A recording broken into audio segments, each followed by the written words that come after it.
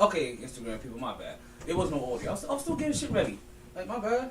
Like, shit wasn't ready to get popping yet. And I can't bring you in until, like, I'm ready to get shit popping. Thank you guys for popping in the podcast early, though. We about to get started in just a few minutes. Then we just get the last thing started. Then I got shit started everywhere.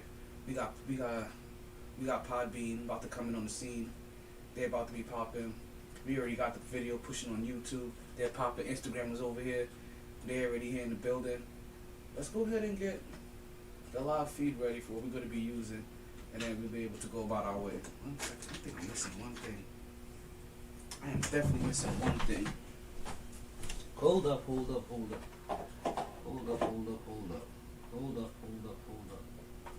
There it goes. I see it now.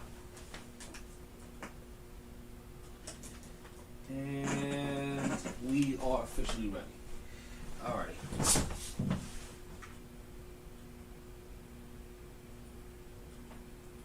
Let's get that popping. Let's get that rolling, and I think it's time to start the show. What do you guys say? You think you ready? I'm ready. What a boy.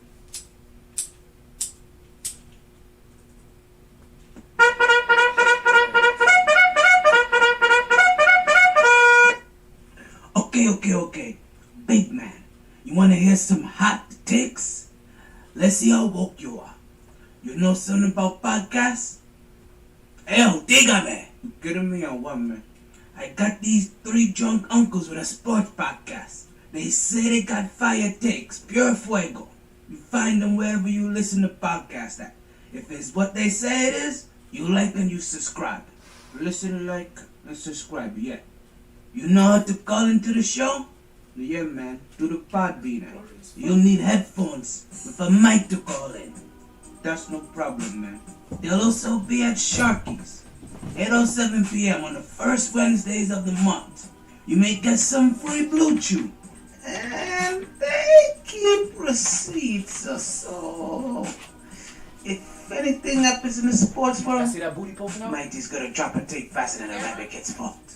There's only 3 things I have in this world. Y'all see that booty go there? That's my baby! My balls and this podcast. And I don't break them for nobody. MyT Sports. Let's get that shit started. Season 7.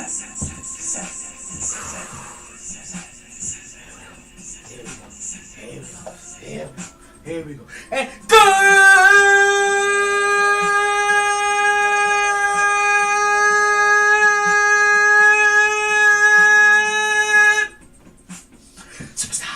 Evening, and welcome back to another edition of the MyT Sports Podcast. I am your host, the one and only Untitled Taylor. It is another fuego day in the hottest city in the world.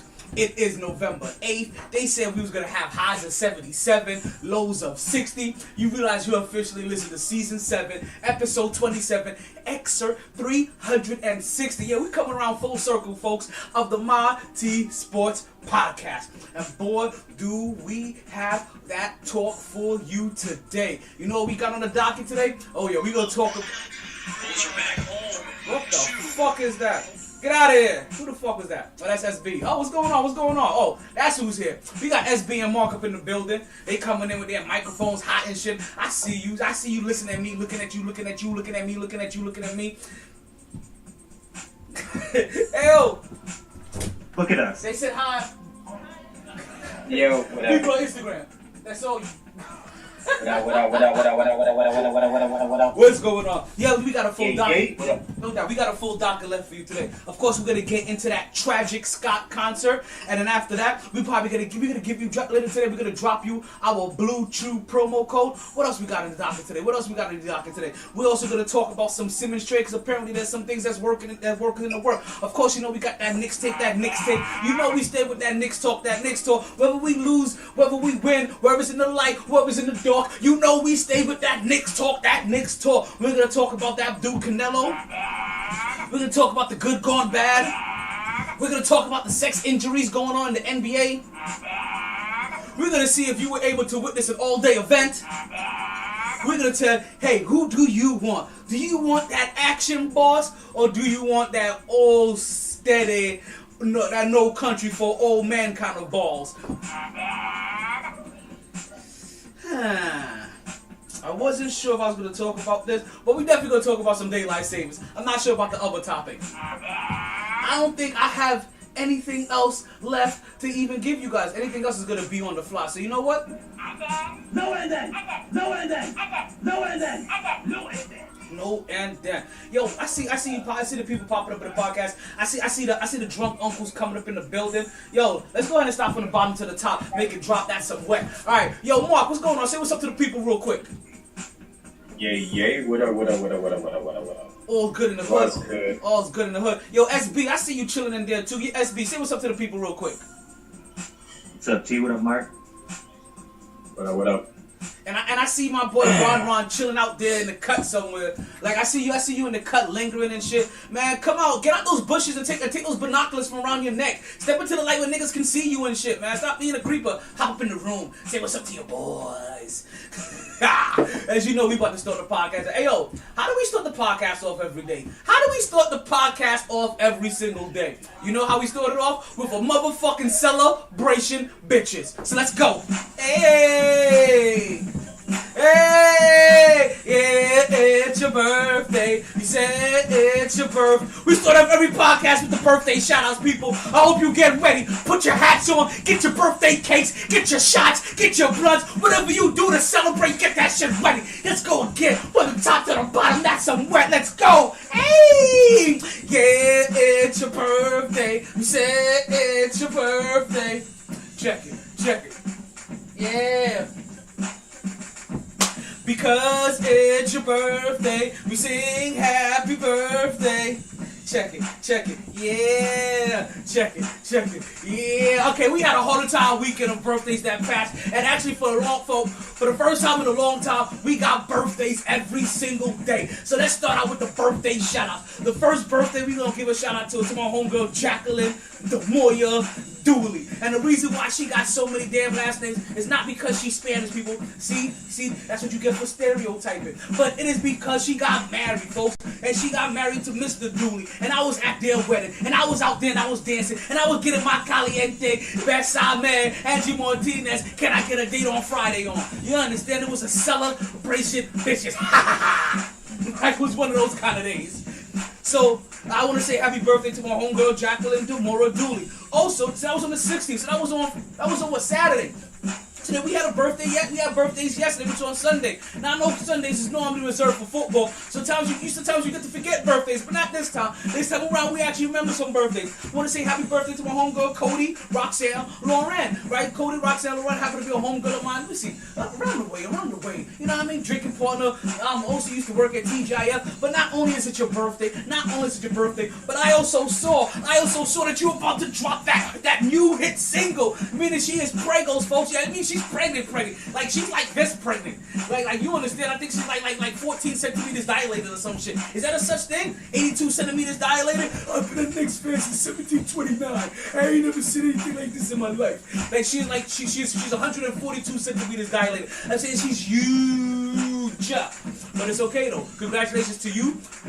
Dropping that hit single, and also happy birthday. Alright, let's go ahead and move on to the birthdays that we have today, people. We got 3 birthdays today. We got 3 birthdays. That's Trey, that's Twa, however you want to put it, right? I got some menage a trois waiting for me in the freezer. Ooh, on the fridge, I think. Yeah. Oh yeah. Me and the shoes gonna have some menage a trois later today. You know what I'm saying? Check it. Told you celebration. Check it. Yeah. Check it. So birthdays today. First birthday goes out to Chelsea German. Chelsea Germans happened to be a lovely young lady that I met when I decided to go back to school. She happened to be in one of the classes. If I'm not mistaken, her brother played college football. Can't remember what her brother played college football at, but I do remember her telling me that her brother played college football. So happy birthday to Chelsea German. Also on the docket is Tracy Freeman. Tracy Freeman happened to be a former co-worker of mine, right? Elderly lady. I want to say that she was elderly. She was older than me at the time. That's what I'm trying to say. That she was older than me. And noticeably older than me in my eyes. Right? She only could have been like 7 years older than me back then. But you know when you young, you disrespectful with age. When you young, you are so disrespectful with age. That shit, like you be 18 and you call your own boy that's 23 your old head in the group. Like, that motherfucker gotta be watched for no reason. It's because he got 4 years on everybody. He's like, shit, I'm trying to get my shit together too. And I gotta give y'all niggas life advice? But Tracy Freeman, old co-worker, happy birthday to her. And then also I want to say happy birthday to my homeboy Jabari Rowland. Now holy shit when this name came up on my docket, because when the first name popped up, I thought this was a different Jabari. I thought this was the Jabari that's my battle buddy Jabari, right? But nah, this is Jabari Rowland. This is Jabari Rowland that I've known since I was like 8 years old. Yes, this is like a long time childhood friend, Jabari Rowland. We used to run through the streets of New York being little snot-nosed, knucklehead motherfuckers, you know what I mean, kicking asses, taking names, but still trying to get home before that street light came on, before you didn't get your ass whooped by your pay rents, right? Because that's what they did. If they pay rent, then they could whoop your ass, because that's what pay rents do. They pay rent. And sometimes when you single, you pay rent too. But I don't make you a pair of rents. Alright, so let's go. Let's get them all out. We got Jacqueline, we got Cody, we got Chelsea, we got Tracy, we got Jabari, we got all of them. So we want to say happy birthday. We hope you party hard. We hope you enjoy everything. We hope you regret nothing. But most importantly, you get your weekend at Bernie on and you continue to stay MyT. Woo! Check it. Yeah. Check it. Before we switch over, right, I tell DJ MyT to go ahead and cut the beat. New York Knicks are currently winning 74-73, 10 minutes to go in the fourth quarter. Don't forget where you can catch the MyT Sports Podcast at, right? There are so many different places, so many different outlets these days, right? You can listen to us on WESN, right? Download the WESN app, and you can catch us on their network of podcasts in the full rotation of podcasts that they currently have there. Also, if you look at my bio by now, in my bio I got a little link tree. I got a little link tree link, right? That link tree link, you go ahead and say, and you bookmark that. That's gonna give you a link to everything MyT, from my website to my podbean and how people call into the show, to my Instagram, to the Facebook, to the Twitter, to the Twitch. You understand? I got it all in there. I got the Twitch in there. Motherfucking twitching that shit. You understand? Everything is in there. We tweet and we twitch. You understand? I'm going to put up our OnlyFans eventually. It's going to be me and Sugars. Fans only. Fans only. Fans only. Yo, sit there a long one, but I don't understand. I don't think they understand what I'm talking about. It's about to be so.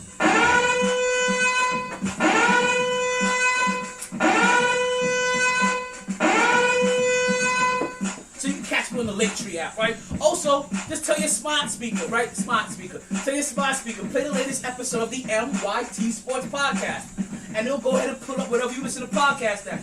But if you're local, I got a treat for you. If you're local, the first Wednesday of every single month, come down to Sharky's, right there on the corner of Raw Palm and Pine Island, and we'll be recording live there the very first Wednesday of every single month. Starting in January, we'll be there every other Wednesday. Pretty soon we'll be having a gig on Monday nights as well. Come check out the MyT Sports Podcast live. And I'm pretty sure if you come check me out live, if you can answer our trivia questions, I may also give you a free sample of Blue Chew for you. Alright, DJ MyT, go ahead and cut the beat. I'm pretty sure by now, I hope you guys have worked up a nice little sweat as we got to the warm-up portion of the podcast. Alright, you know, you did your jumping jacks, you was running in place, did a couple of light push-ups, did some calisthenics, did a couple of stretches. Now let's go ahead and get ready to start the show. SB, Mark, how you doing? Man, imagine the lineup for the bathroom at Sharky's if you're handing out free Blue Chews like him. This lets you know that me handing out Blue Chews at Sharky's may counteract the other thing that's handed out at Sharky's. Or maybe helping the other thing that gets handed out. Not really handed out, but distributed.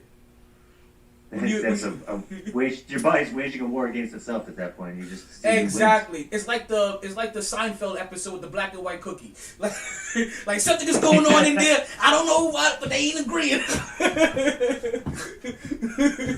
1 minute I'm hyper and hard as a rock. The next thing you know, I'm like, what the fuck is going on, Mr. Sandman? Alright, folks, let's go ahead and get our first topic of the day because I'm a New York Knicks fan. The New York Knicks are currently playing the Philadelphia 76ers. So as you know, we about to start off the podcast with that Knicks talk, Go ahead and play that song for me. Because you know every time we start the podcast, whether we do or we not, we got that Knicks talk. Whether they win on that lose, we got that Knicks talk. Whether it's the light or the dark, we got that Knicks talk. Whether I'm in the gym or in the park, I stay with that Knicks talk. Are you ready? Nah, hold on. Tell them one time for the one time of how we feel about everything New York. Because I don't think you guys understand. When I say that New York and everything New York is so near and dear to my motherfucking heart. I mean that shit is there like a motherfucking like a metal flask that is protecting your heart from danger. But you know how we get it, how we act in New York. Tom Brady's a fucking bitch. Exactly. New York is fucking bad. Exactly. You know how we get down. And you know what? Tom Brady's a fucking bitch. I'm from New York. And you know what? Tom Brady's a fucking bitch. I don't know how many times I gotta tell you guys. Let's get with that Knicks talk. You know we stay with that Knicks talk. The Knicks act right now after 10 games or 6-4. They've fallen into 7th in the division. We're just about 4 games ago, folks. Can you believe this? It was 4 games ago. And the New York Knicks were sitting 5-1. First in the East. They were looking beastly. They had me out here pumping my chest. You understand? I was pumping my chest so hard you think I had implants in those motherfuckers. I went up to a full C cup. I was really pumping my chest out. And then what do the Knicks do after that? They go 1-3. Just to bring everybody back down to reality. It's like, whoa. What teams did they lose to? Remind me for a second. Whoa. They win. Are they winning right now? They are currently winning right now. They lost to the only team I can remember, to be honest with you. Last Monday they lost. I think they lost to Toronto.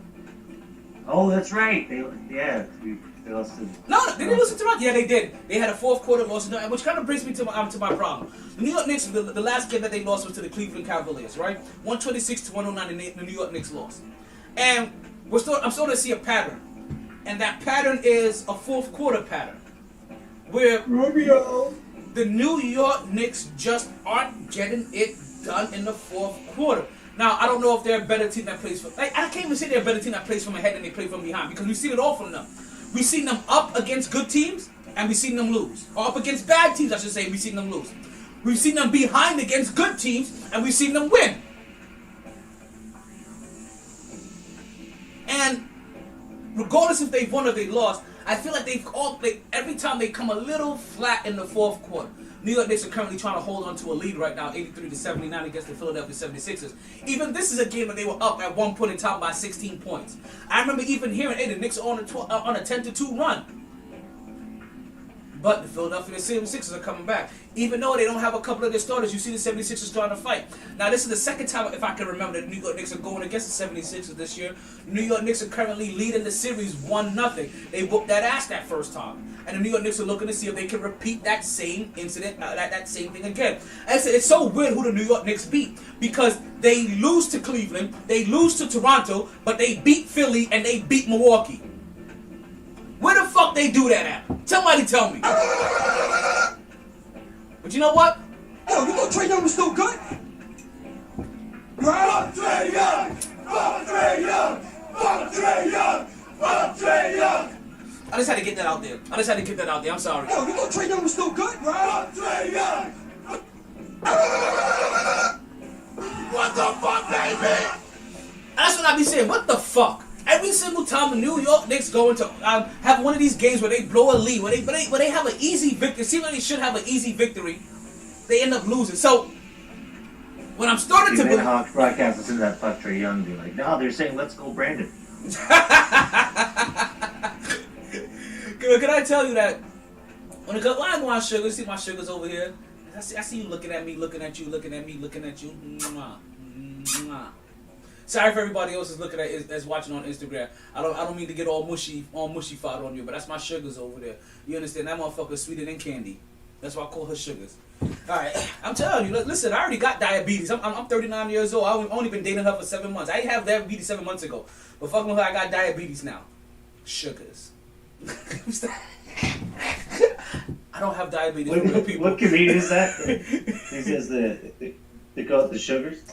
I don't remember. But see, I knew that from somewhere. It's Patrice O'Neal, isn't it? Is that Patrice O'Neal? One of them guys he calls diabetes the sugars? Like, I got the sugars. I got the sugars, baby. It is a comedian. I just couldn't remember. Cause I knew I always had it like implanted in the back of my head. You know, of diabetes being called the sugars. I just didn't know where the hell I had that from.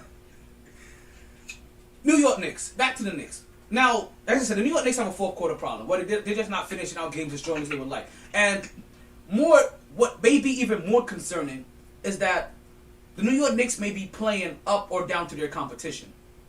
And that may be even more damning than the fact they just having to lose to Toronto. Maybe they had a bad night, they lost to Toronto, or a bad night and they lost to Charlotte, or a bad night and they lost to Cleveland. I don't know if they lost to Charlotte. That's an extra name I threw in there. You just don't know if they're just having bad nights. But if you're the Knicks, you can't have these bad nights.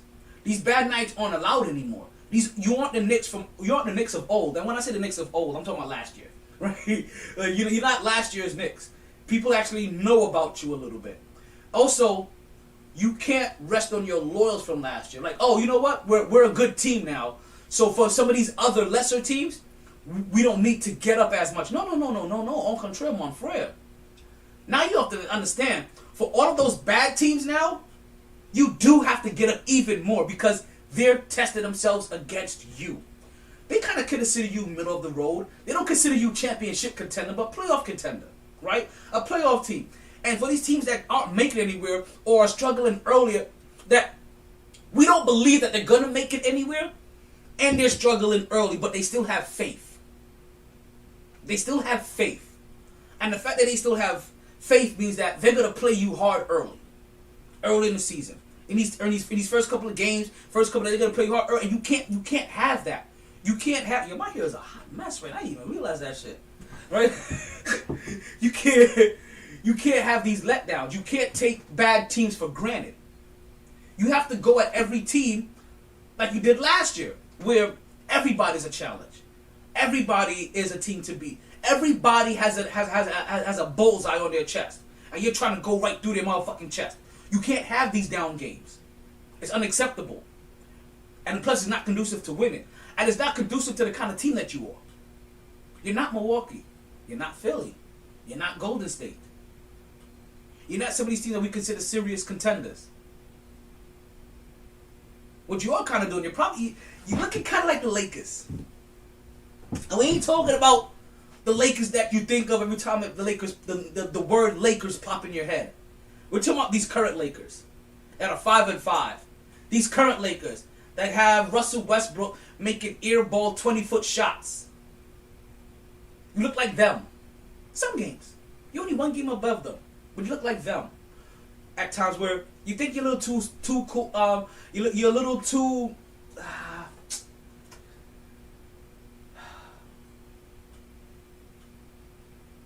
You're a little too cool to fail. Right? You're a little. You're too good for yourself, and you can't do that. They had Ricky Rubio. When the fuck did Ricky Rubio become an offensive juggernaut? They had Rubio out here looking like Allen Iverson the other night. Scotty too hottie.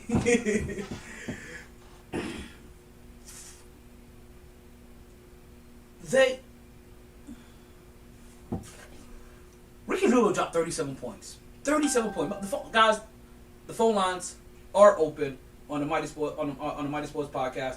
So if you'd like to get in, the Blue Chew Get In hotline is officially open. Ricky Rubio dropped 37 points on 13 of 19 shooting. Ricky Rubio was looking unstoppable. Ricky Rubio, I'm glad he was in a Cleveland jersey and not a Chicago jersey, because if this was a Chicago jersey, I swear to God, I would have gotten Jordan as PTSD. I would have started having flashbacks. I would have started throwing shit at my television. But you could throw shit at your TVs back then. Your TV screen back then was basically made out of low-level crystals. Like, them shits did not break for nothing. Like, you were more likely to crack your head open on your TV screen than you were to break that motherfucker. Then I can't throw shit at my TV screen anymore. But I used to. I used to be that guy. Everything you It's a tough game for RJ. He had a triple single.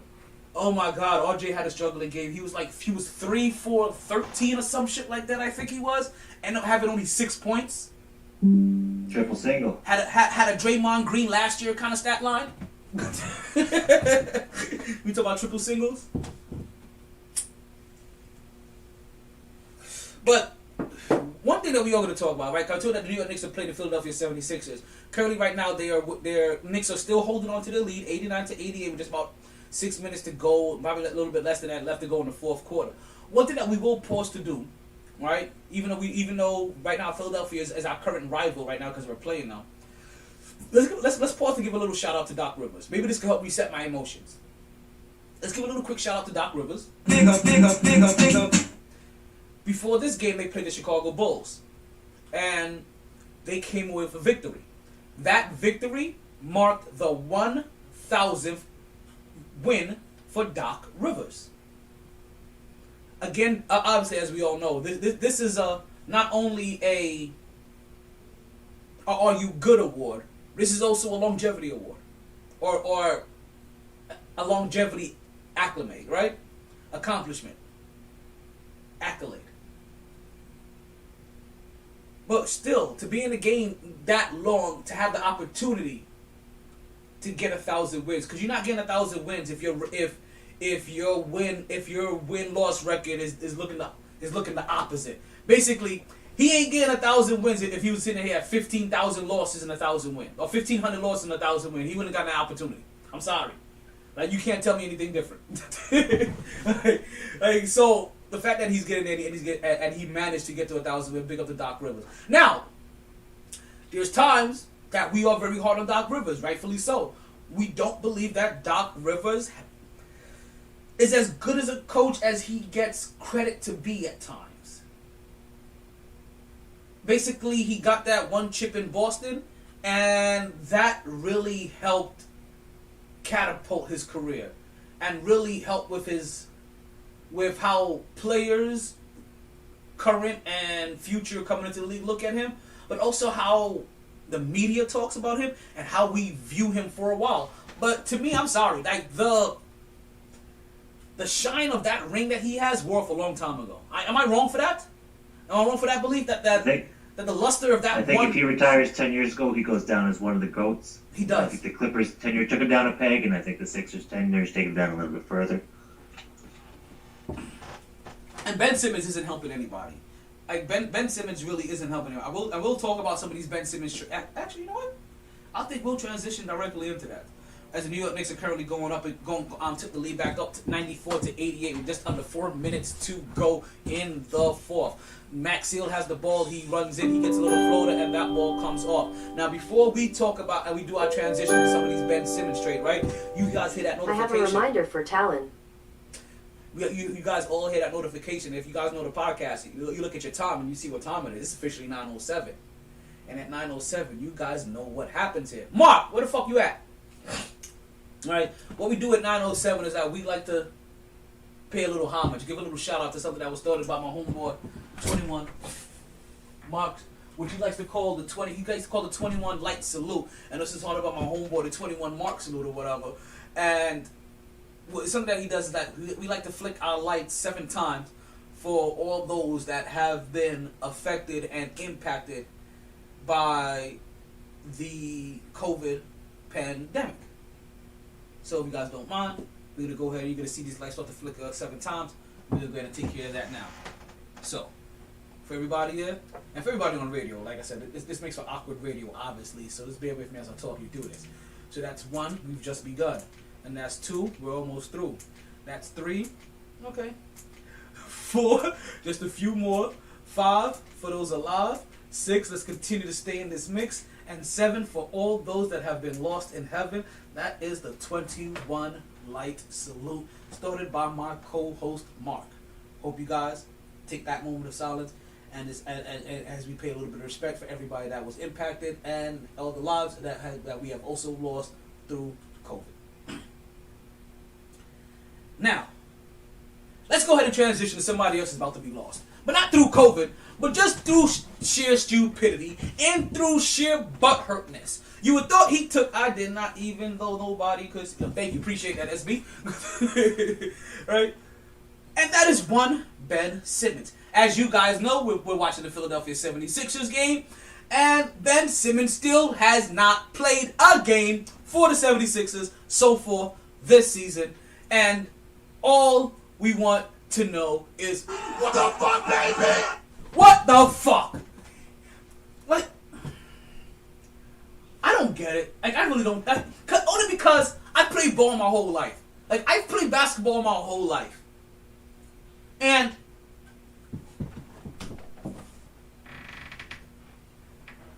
I have seen individuals on the basketball court that don't have a jump shot to save their fucking lives. Look like Ben Simmons with their handles and their defense and everything else, right? Their speed, athleticism, but can't shoot worth a lick. Do you know how many times that motherfucker shoots on the court? 25 times in the game. Like it was no problem. Coming off the side, high off the backboard, eating the balls, high off the top. You know the kind of shots I'm talking about. Like none of them shits are hitting, like half of them shits ain't hitting the rim.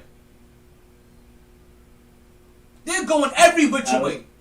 All you hear is clang, clang, clang. Because I'm scared to do anything else. What's that? To be fair, I'm one of those guys, but I just get too nervous to do anything else, and I just huck the ball up so it looks like I'm doing something.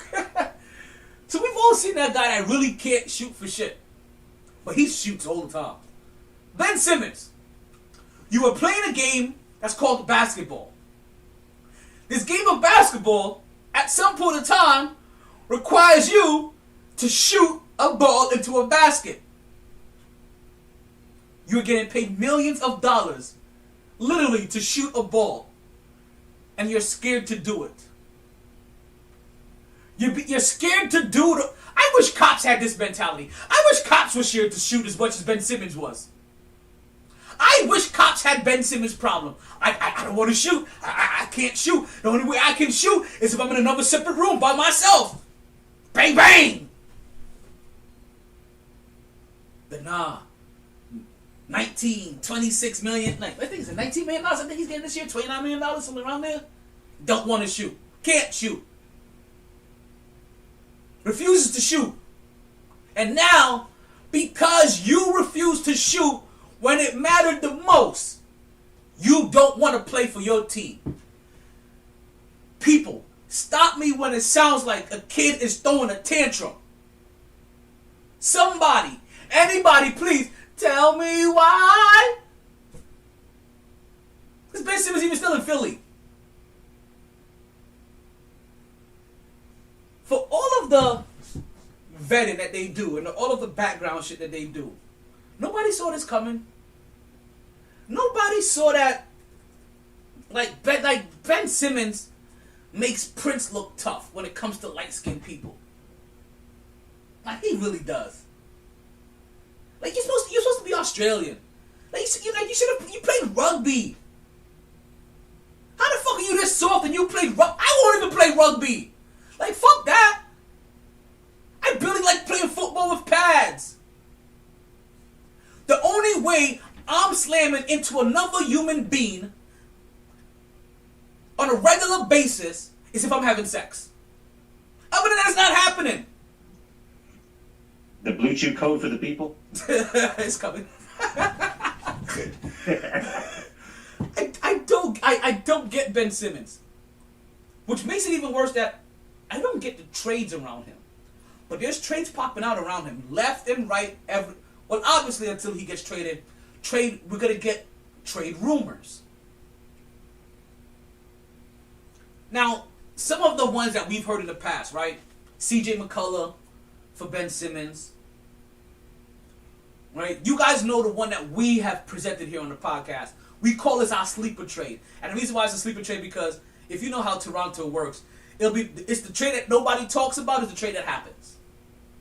So you're going to have to guess that trade. And we're guessing Pascal Siakam. That's the one that we talk about here. But then there's also like a 3-team trade rumor that keeps being brought up. And I know it's kind of fake news, but I've seen it in multiple fake news outlets. If that makes sense. Right? Like, it hasn't been by any of the outlets that usually require multiple, fact checking from their sources, but it's one of those ones that if enough of these outlets are catching smoke, like somebody's rubbing some sticks together, or somebody's at least walking really fast in corduroy pants, at bare minimum, which means somebody's guilty either way.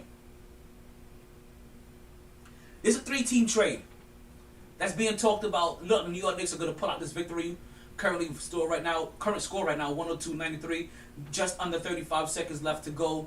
New York Knicks are going to come away with about a 9-point victory unless Maxfield hits this 3-pointer and push it to a 6 points with 27 seconds left. This game is not over.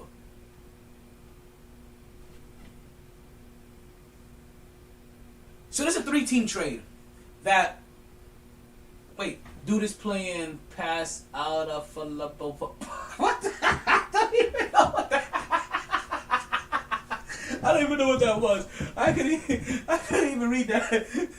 That sounds like... You had said the game's called basketball. Put the ball in the basket. So he's playing pass out of a layup ball. Oh shit! That's literally what he was playing, and that's the reason why he can't show his face right now, because he passed out of a layup. He didn't just... And put it this way. I'm going to tell you this, right? And I don't think anybody has put this fact out there. If that was a jump shot, a 3-point shot, even maybe an 18-foot jump shot, and he was wide open, and he thought he saw somebody else a little bit more wide open, and he passed it up to them, we wouldn't have killed him. Because we already expect him not to take these shots. And we know he's not confident taking jumpers. What broke all of our backs, or broke the camel's back, or pissed off Jay-Z. You know what I mean? Because he's the one that mastered the drought even when they called him a camel. Right? But the thing that broke all our back was the passing out of the layup. We're like, we know you don't shoot, but you can't lay it up? You can't dunk on 6'1" Trae Young? You 6'9", son! So now the rumors are coming out. And the funny thing about the Ben Simmons rumors, there's a 3-team trade rumor that's involving other players that aren't playing this year. Would you like to guess some of these players that aren't playing this year? That are involved? There's only two individuals. Would you like to guess the other 2 individuals that have not played one game this season that are being involved in this Ben Simmons trade? I mean, nobody's trading Kawhi, so it's not Kawhi. Oh, not Kawhi Leonard. Kyrie. Kyrie is one of the names. Yes, he is. And the other one, this young superstar hasn't been in the league very long, but he's one of the biggest athletes in the game. Zion Williamson. I'm glad you caught that double entendre. Yo! See what Chuck said? Chuck said he looks like him and Shaq had a baby. That's hilarious, and it is. Damn it, I missed it. I missed his name, and I forgot. Andre Drummond, tonight in the 76ers game, 25 rebounds. 25. Andre Drummond is really one of those dudes that low. If you get a 25 rebounds, how the fuck you not getting 20 points with that shit? I feel if Andre Drummond would have came in the years that Dwight Howard was in, he would have been a poor man's Dwight Howard. Because they would have forced him to have footwork. They would have forced him to be a back to the basket and learn how to post up. Like it would have been a forced skill on him. Because if you can get 25 boards, oh my God. Can you remember when Dwight Howard was getting 25 boards? Dwight Howard was getting 25 boards and 32 points. I just looked. Drummond had 8 offensive rebounds and only 9 field goal attempts. So he was definitely he wasn't putting it back. I mean, you know what? If he has 9 offensive boards and 8 field goals attempt, that sounds like every time he got an offensive board, he tried to put it back. In a weird way, that's what that sounds like. That every time he got the board, he put it back. Like, oh, I got an offensive board. This is my time to shine. That means that they ain't catch him on no pick and rolls. He ain't getting no post ups. That really bothers me. Like, that really bothers me that 95% of the big men in the league right now have no post game. 95% of them. And I'm being nice by saying 95%. I feel like that number is more like 98.7. It's a full temperature. I blame Andrea Bargnani. Oh God, don't see. Oh, I hate you for that one. I know you feel my pain. You did it on purpose. You wanted to throw out the name that I can feel your pain with. You wanted to stab yourself in the heart and make sure it reached over to me at the same time. That was cruel. It's that handshake meme. Raptors fans, Knicks fans hating Andrea Bargnani. Oh my God, Andre Bargnani. We mortgaged our future for that bum. You took him first overall. No, okay, whatever. But at least you didn't give up 3 first-round picks for him after that, and handcuff your franchise for 5 years. That was a fleecing. I don't know how that happened to this day. This is the only it's because of shit like that. It's the only reason why I believe that Toronto could get could get Ben Simmons and nobody hear about it. That's the reason why I'm bringing it. Cause when it happens and you guys are surprised, we told you here first. Just like we told you here first in the very first year of the podcast. Pay attention to Phoenix Suns owner. Something doesn't seem right with that franchise. SB, can I tell you I called that shit years ago? Go listen to the early tips of the podcast. When I'm doing all of that David Stern talk. Donald Sterling talk. Sorry, David Stern. I'm combining people. All that Donald Sterling talk. Yeah, that Phoenix Suns owner, I brought him up in that same breath. As a person, I would not be surprised if he was very similar to the guy that that was being fired in LA. I mean, not to open a can of worms, but most of the teams are owned by 70-year-old white dudes. I'm sure there's more in line. That is true. So, and that's gonna be and I guess when you're dealing with, like, in a sense of 70-year-old white dudes, I'm gonna tread very lightly. Actually, no, I don't have to tread lightly here. At some point in their life, I would not be surprised if they were a little ignorant, or partake in ignorant behavior that they may not have even fully believed in themselves. Because I feel like we've all been guilty of that when we were less knowledgeable and less accepting from time to time. Yeah, and less and a lot more ignorant. Now, if they're still like this, that's where the problem lies. If they were like that, there's a part of me that could possibly understand people changing, because you can change. I can say that personally, because growing up, my views on homosexuality isn't the same views that I had by the time I turned 19. But 9-year-old me was completely different from 19. Shit, 18-year-old me was different than 19-year-old me. You know what I mean? Like, that's how quickly it was. But that's the time of that's so. If at one point in time they were a little insensitive, I can understand that. But to be insensitive still now, still to this current day, still 5 years later, years ago, he still felt comfortable throwing around the N-word to his black head coach. And I'm surprised his black head coach didn't fucking snuff him. Because I would have snuffed him. It's the sheer brashness of it all. They think they're untouchable. Yeah, like, I'm sorry, if I was Earl Boykins, I would have snuffed the fuck out of him. You know what? Let's not talk about snuffing people out. They climbed up on that step stool and fucked him up. Yo, oh my God. Like, put it this way. They would have had to fire me. They would have had to arrest me. And then when they asked me what the fuck happened, I would have spoke my truth. And everybody would have been like, oh. Because, and whether they believed me or not, they would have believed me. Because, like, there's no way he just punched him for no reason. Like, Earl, come on now. Earl punched him. Like, there's no way he punched him for no reason. Earl Boykins. The news cycle would be Earl Boykins embarrassed the franchise, got arrested, and then he would tell the story and be like, he said the N-word one too many times. He was like, oh, yeah. Okay. Basically, he said it twice. I punched him. That was one too many. Actually, one is one too many. Verbally, the second time I had to let him know. Yeah, I checked him once verbally, and then the second time I checked him physically. Hey, I gave him a one shot. He didn't take it.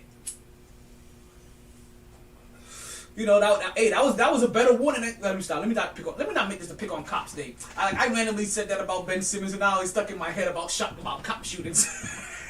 I don't want to make this a podcast about cops at all. You know what?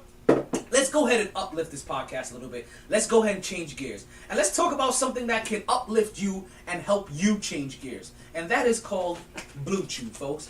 Blue Chew, what does Blue Chew have? Blue Chew happens to be that little blue pill that can give you back your thrill. All you got to do is open up a pack and then head to the sack. In just a few chews, actually listen, it's less chews than it takes to get to the center of a Tootsie Pole. It's less chews than licks than it takes to get to a Tootsie Roll center of a Tootsie Pop. Yes, folks, that's how many few chews until you do.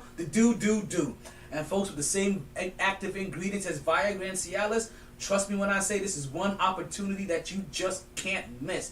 And this is a sports show, so understand when I tell you, she's gonna love how you come through like a champ when you knock that, no, stop. When you Blue Chew in advance and you knock that shit out the park. Big pussy out, big pussy out, big pussy out, big pussy out. Hey, little mama, let me whisper in your ear. I got some Blue Chew that you want. And if you use this week's promo code, folks, HR, which is where you're gonna guys have to report me if I keep up with this. if I were to do this this promo during office hours. But HRMH, folks, that's Hotel Romeo Mike Hotel, for you to get your first order of Blue Chew for free on me from MyT. All you gotta do is pay for shipping and handling, and once that happens, you chew it. And then you do it. And then you do it. And then you do it. And you do it because you be doing it well. She represents Queens. But I'm raised out in Brooklyn. You guys know what I mean. Alright. I did. Well, yeah, because the promo code changes every single week, SB. I don't know if you picked up on that. So the promo code is only good for a week, folks. So this week's promo code is HRMH, and that's how you're able to get your first order of Blue Chew for free on me. You use that promo code, Blue Chew for free. Blue Chew for free. Blue Chew for free at $3.99. Clap it up for you for throwing a LL Cool J and a Yin Yang Twins reference in the same ad. I got you. This is what I was about to throw another one in there. I was about to throw a Kanye in there for a second. But Blue Chew for free. It's less money than a Kanye workout plan. Shit. Now, since we're talking about rappers, right? And if you use Blue Chew does not stop. It's not a prophylactic. So you're gonna make sure you wrap that shit up. So you're talking about rappers, right? But speaking of rappers, did you guys hear about this Travis Scott concert this past weekend? I'm gonna take your apples. Yep. Okay. Travis Scott you know what? My bad for not having this up. So let's go ahead and get this little information. Travis Scott concert location. I did not see where the concert was located. I think it was in Houston. Yep. Wait, what's it? Astro World, rapper? Is that what he's at? Travis Scott's Astro World Festival? Yeah, I thought it was Houston. I know he's from Houston.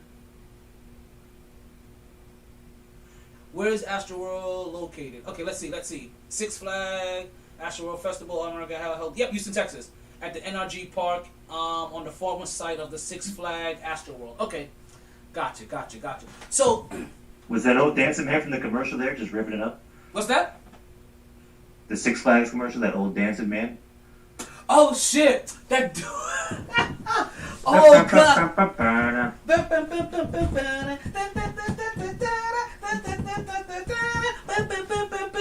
Yeah, that dude. I do. He used to come out of nowhere and just start fucking wilding. But speaking of coming out of nowhere and wilding, Travis Scott had a concert, folks, in Houston, Texas, right in Astro World, and this concert happened to get a little bit out of hand. Where this concert had what is probably the most tragic incident that can happen in a concert, I guess anywhere, and this concert led to 8 deaths. I guess the one fortunate part of it, this wasn't 8 deaths due to violence or like gunplay or anything else like that. It was just 8 deaths to partying, in a sense. Somebody fell, they couldn't move, they got trampled. Some people kind of overheated. They hyperventilated. But I did hear that it was super hard to breathe there. That is one. I did hear that. Like somebody. I did hear that a lot. That it was super hard to breathe, and that obviously there was chaos. And also, while there were people dying, there were about a good 70 to probably 80-90% of the crowd that had no clue what the fuck was going on as people were dying around them. Now, Travis Scott did become aware of people passing out at some point in time. And he did stop his concert. He did point it out so that I guess a hole could be made so that person could get the kind of help or emergency care that they needed. But obviously that didn't stop the concert from going on. That didn't stop festivities from continuing. And that didn't stop other people from passing out. Like I said, until we got to about 8 deaths that day. What did happen though, this was supposed to be a 2-day event or a multiple day event. The next day of the event got canceled. So this was only a 1-day event.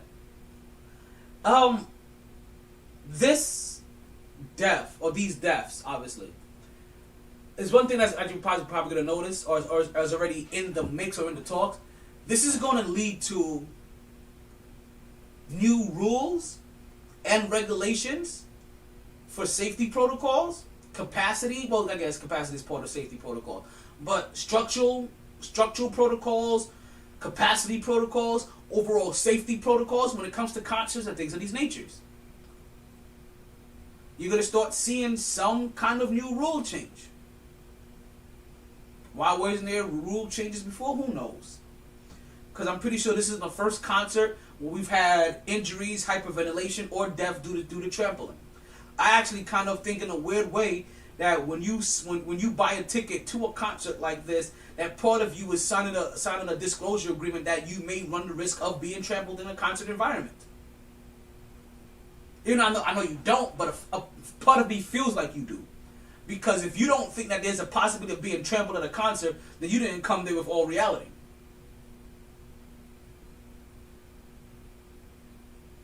Now, there's one thing that kind of did bother me, and it's probably going to be paid attention to as the months go on, and new and more information comes out about this.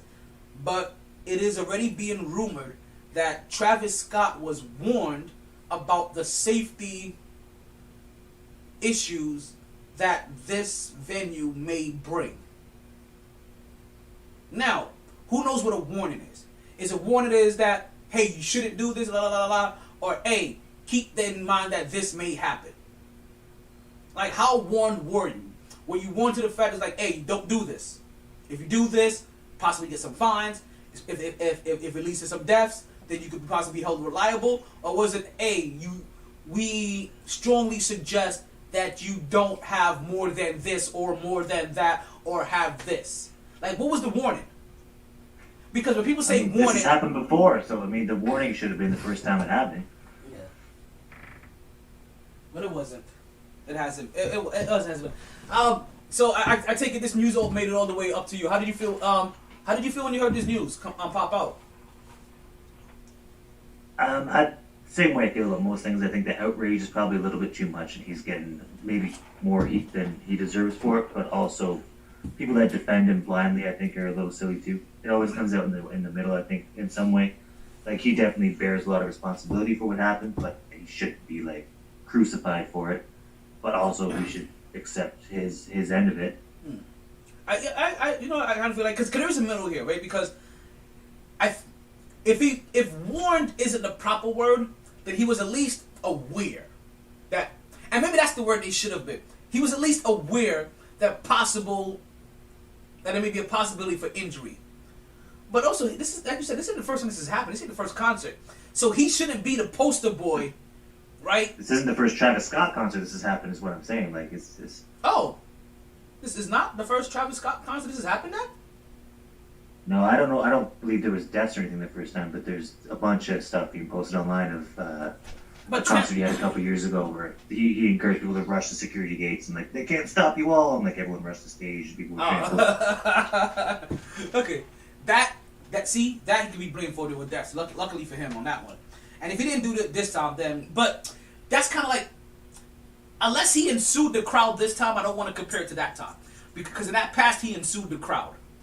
This time, he may have just... To me, it's a combination of the... Like, this happened the first time, and maybe he bear more responsibility. But the second time, if someone was like, hey, just so you know, there's a possibility of happening again because of this factor and this factor. Yeah. Maybe they told him, like, take it hey, a bit seriously. don't ensue the crowd to go do shit because these structures aren't... Like, who knows what kind of advisement he got.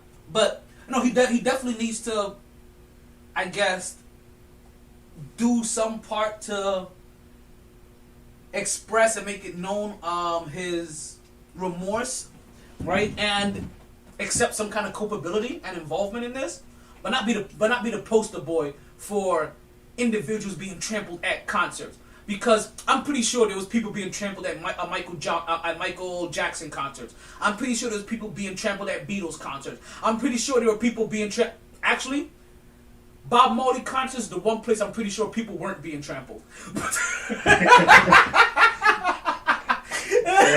up first. Like, those motherfuckers, like, they were either sitting down or standing up, swaying back and forth. Wasn't no trampling going on. You may have tripped over somebody, but not. I ain't gonna consider it as a trample. This doesn't happen at Snoop Dogg concerts either. Nah, not Snoop Dogg. I mean, it depends on what song he plays on, but not so much anymore any days either. You know, so like this is going on. Like, but take the most popular bands and artists throughout history, and go back and look and see if there were people being trampled. And if they weren't trampled, and I'm going to be very hard-pressed to believe that people weren't being trampled at a Michael Jackson concert, because I still have a very vivid image in my head of Michael Jackson walking up to the stage, tilting his sunglasses, looking at the crowd, and women fainting everywhere. I'm like, I wish I had that kind of pussy power. Like that power over the pussy. Like you understand what kind of power that is? This is probably what pissed people off about Michael Jackson. You got the power to make women faint, and you spend all your time around kids. Stop it right now. But he got children, so he didn't spend all of his time around kids. Oh my God! Did you see? Easy. I'm not gonna open up anything in Pandora box about Michael Jackson. He's one of the goats that we're gonna let rest. You understand? We're going to give him his roses because he deserves it. Julius Randle, 31 points, 12 rebounds, 3 assists. Andre Drummond, 14 points, 25 rebounds on 5 field goals. Tyrese Maxey, the second-year point guard for the 76ers and the replacement for Ben Simmons, 16 points, 9 rebounds, 5 assists. You tell me that. I'm not going to let you. I'm not going to lie. What Tyrese Maxey is doing is very much helping Ben Simmons be expendable for the 76ers. Because the 76ers were looking like the LA Lakers right now, Joel Embiid will be coming out a little bit more often and having some of those speeches before games. Hey, he's our brother. Take it easy on him. Send him a gift basket. Send him some Fosters. But please, you know somebody talked to that man because he went 12 hours from, I don't care about that man, to he's our brother, don't talk to him. Somebody talked to him. The coach talked to him, ownership talked to him, HR talked to him, his PR handler talked to him, his mom talked to him. Like, I feel like he got scolded by everybody. Like, hey, you can't be throwing people under the bus. Rich Paul talked to him. It's like, because we're gonna. Everybody must have told him because the next one's like, he's up. But you saw how fast he's like, he's our brother. Don't boo him. Welcome him back in. He threw the mic down. He ran back like, ah! Don't pelt me. Don't throw shit at me. I have to say it.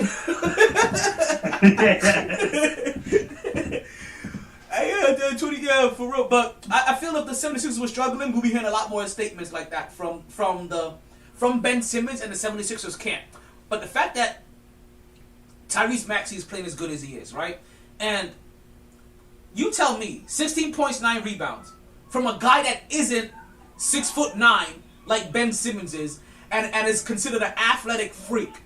For him to do that, is that not basically what Ben Simmons was giving you? Am I wrong? 16 points and 9 rebounds. Maxey could shoot. No, I know he can shoot. But I'm just talking about productivity-wise, as the numbers look on paper. 16 points, 9 rebounds, 3 assists. Is that not what Ben Simmons is basically giving you? Especially on the 9 rebounds part. The fact that they're 6'2", 6'3" point guard can give them 9 rebounds and 16 points, and he's not willing to take a jump shot.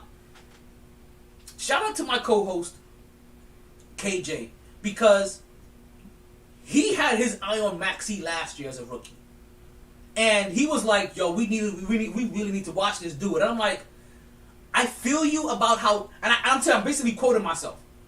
I feel you about how nice he is, and I feel you about how much you want to watch him.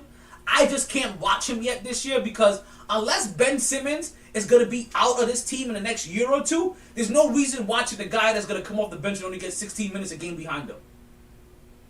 And now look at Maxey. He was so worth that watch last year. So worth it.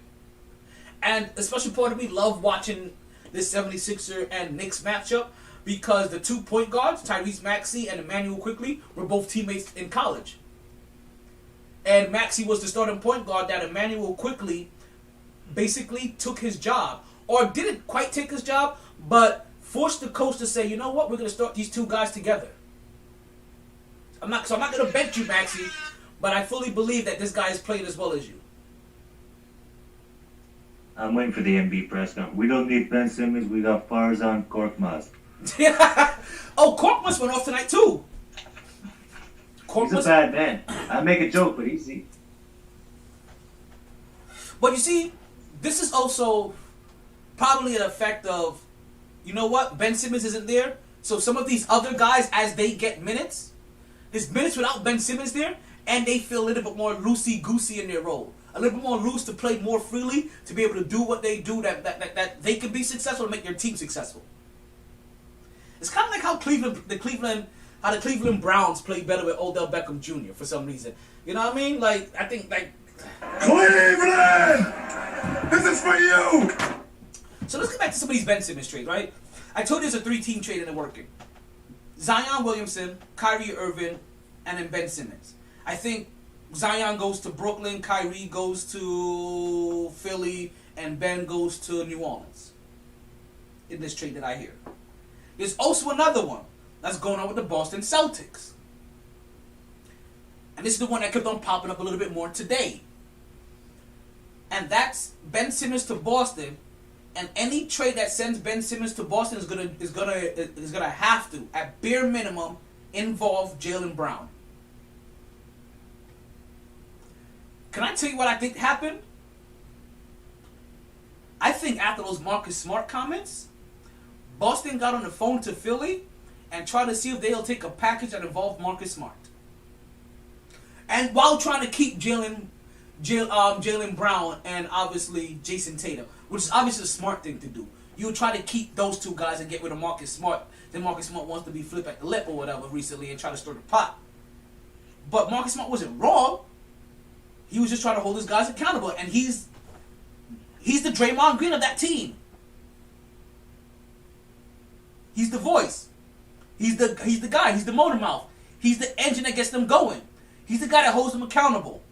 He's the guy that fires them up. Can I speak on that 3-team trade for a second? The Pelicans, Nets. Oh, of course. Yeah, go ahead. If that trade goes down and Zion Williamson is no longer a New Orleans Pelican and they get Ben Simmons back, David Griffin needs to be fired into the sun, let alone from the NBA. You're right. But I wonder, what if he was told that Zion wasn't going to sign his extension, he was going to leave anyway? To me, when you got a guy like that, you find a way to make that happen. You change whatever you got to change to make that dude happy.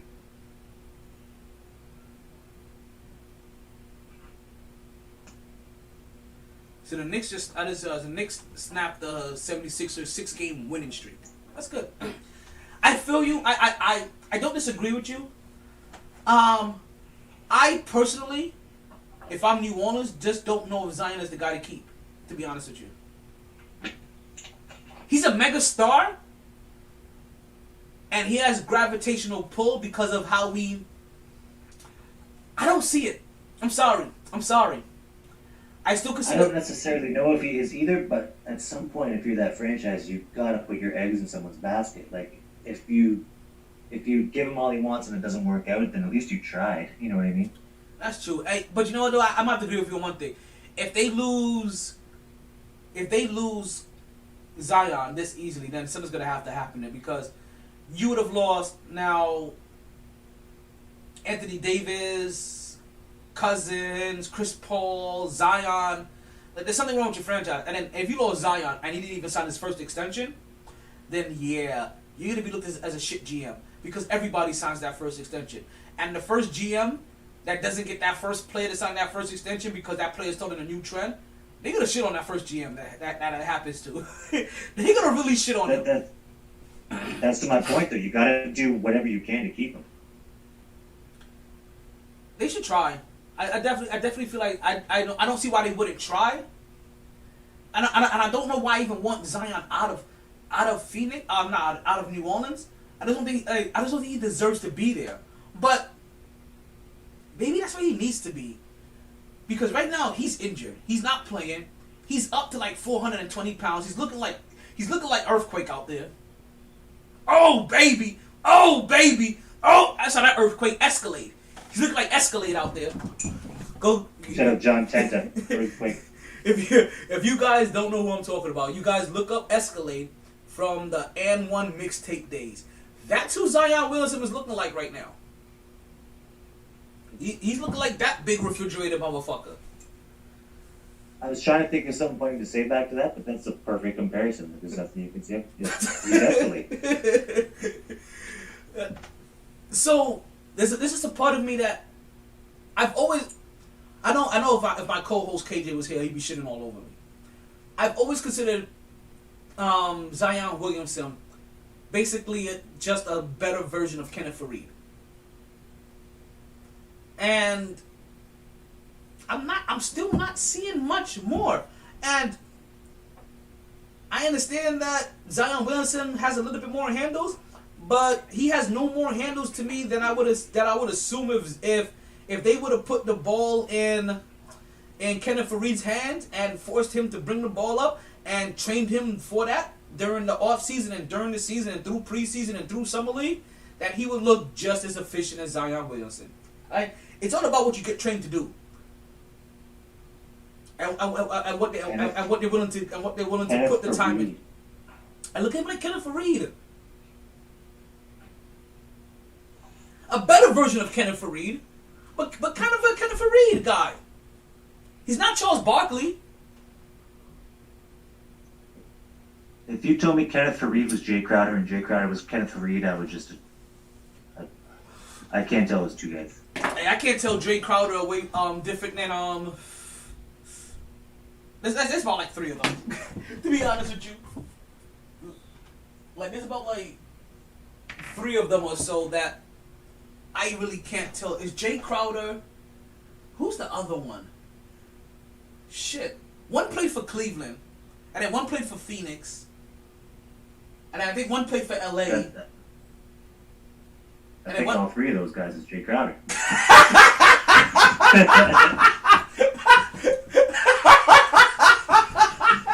Wait, no! There's another guy! I swear.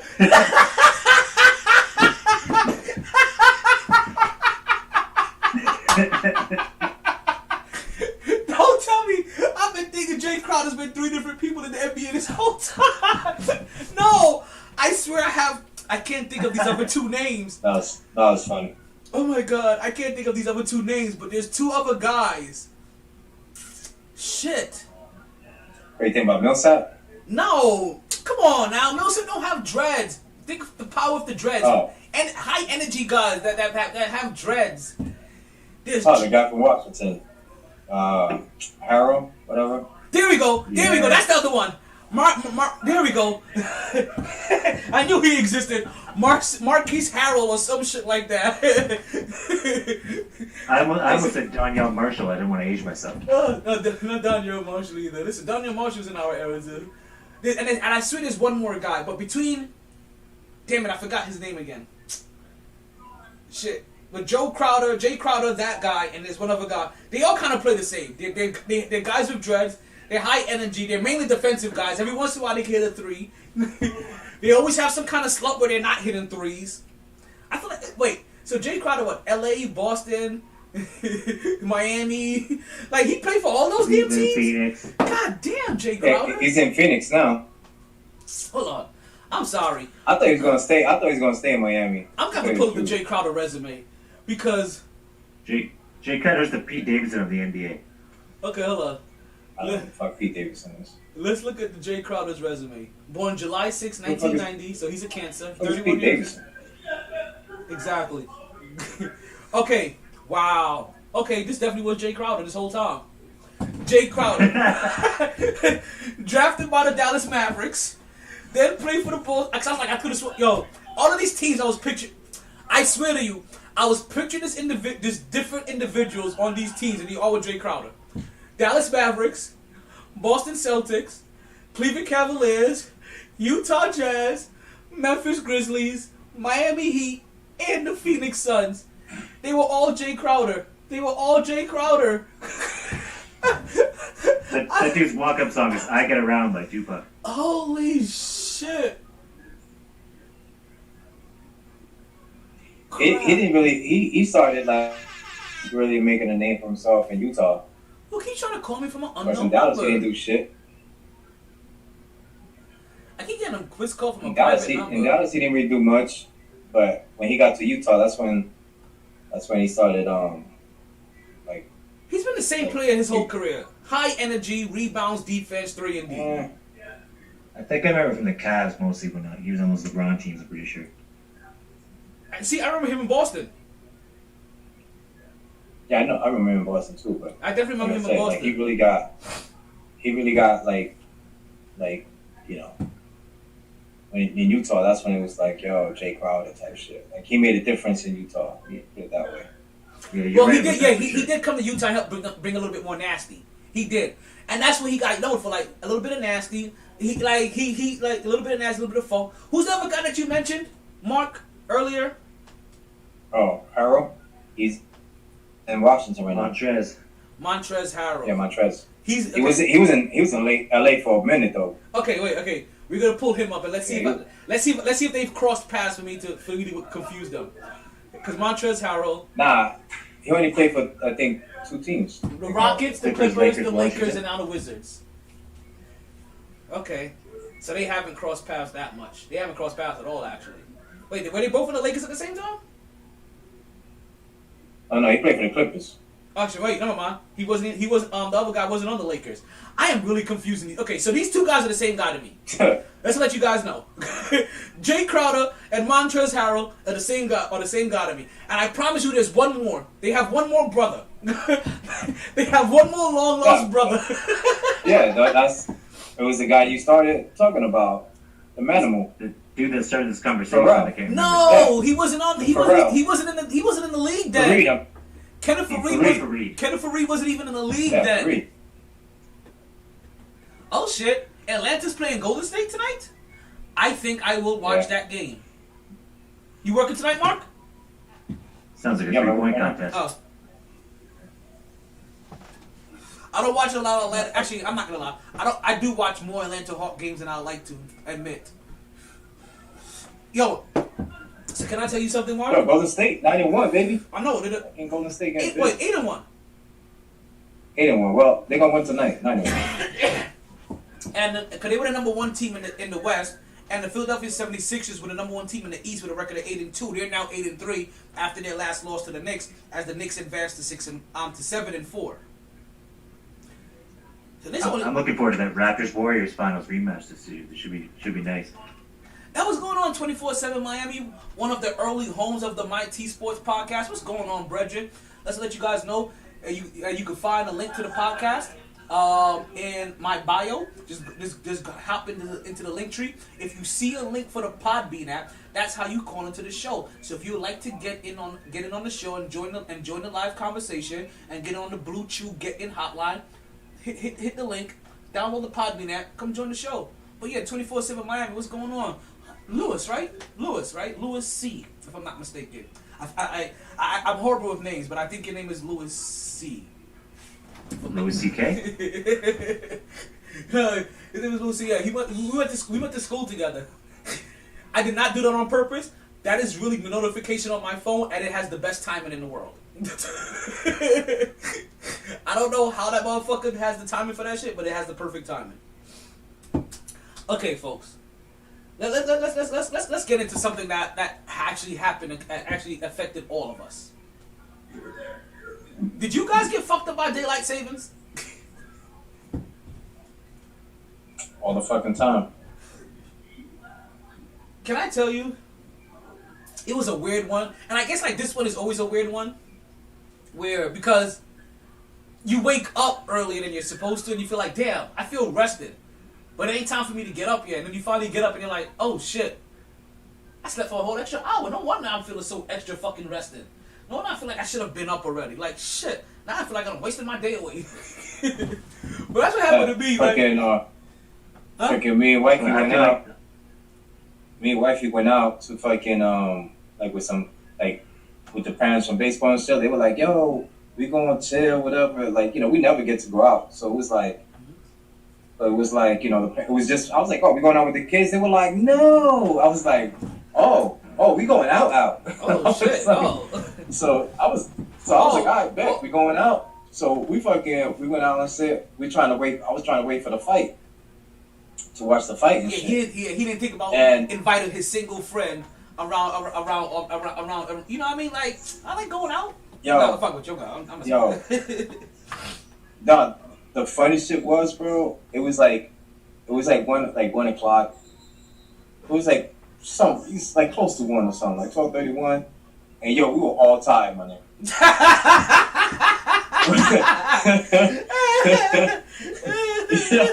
We were all tired, and I was like, fuck it, let's just go home and shit. So we come to the crib, and I'm like, yo, I'm gonna watch the fight. So I'm trying to find the fight and shit, and I got frustrated because I couldn't find neither the boxing match or the fucking UFC joint. UFC shit. I didn't get a chance to rewatch the UFC joint, but I want to see that Rose fight.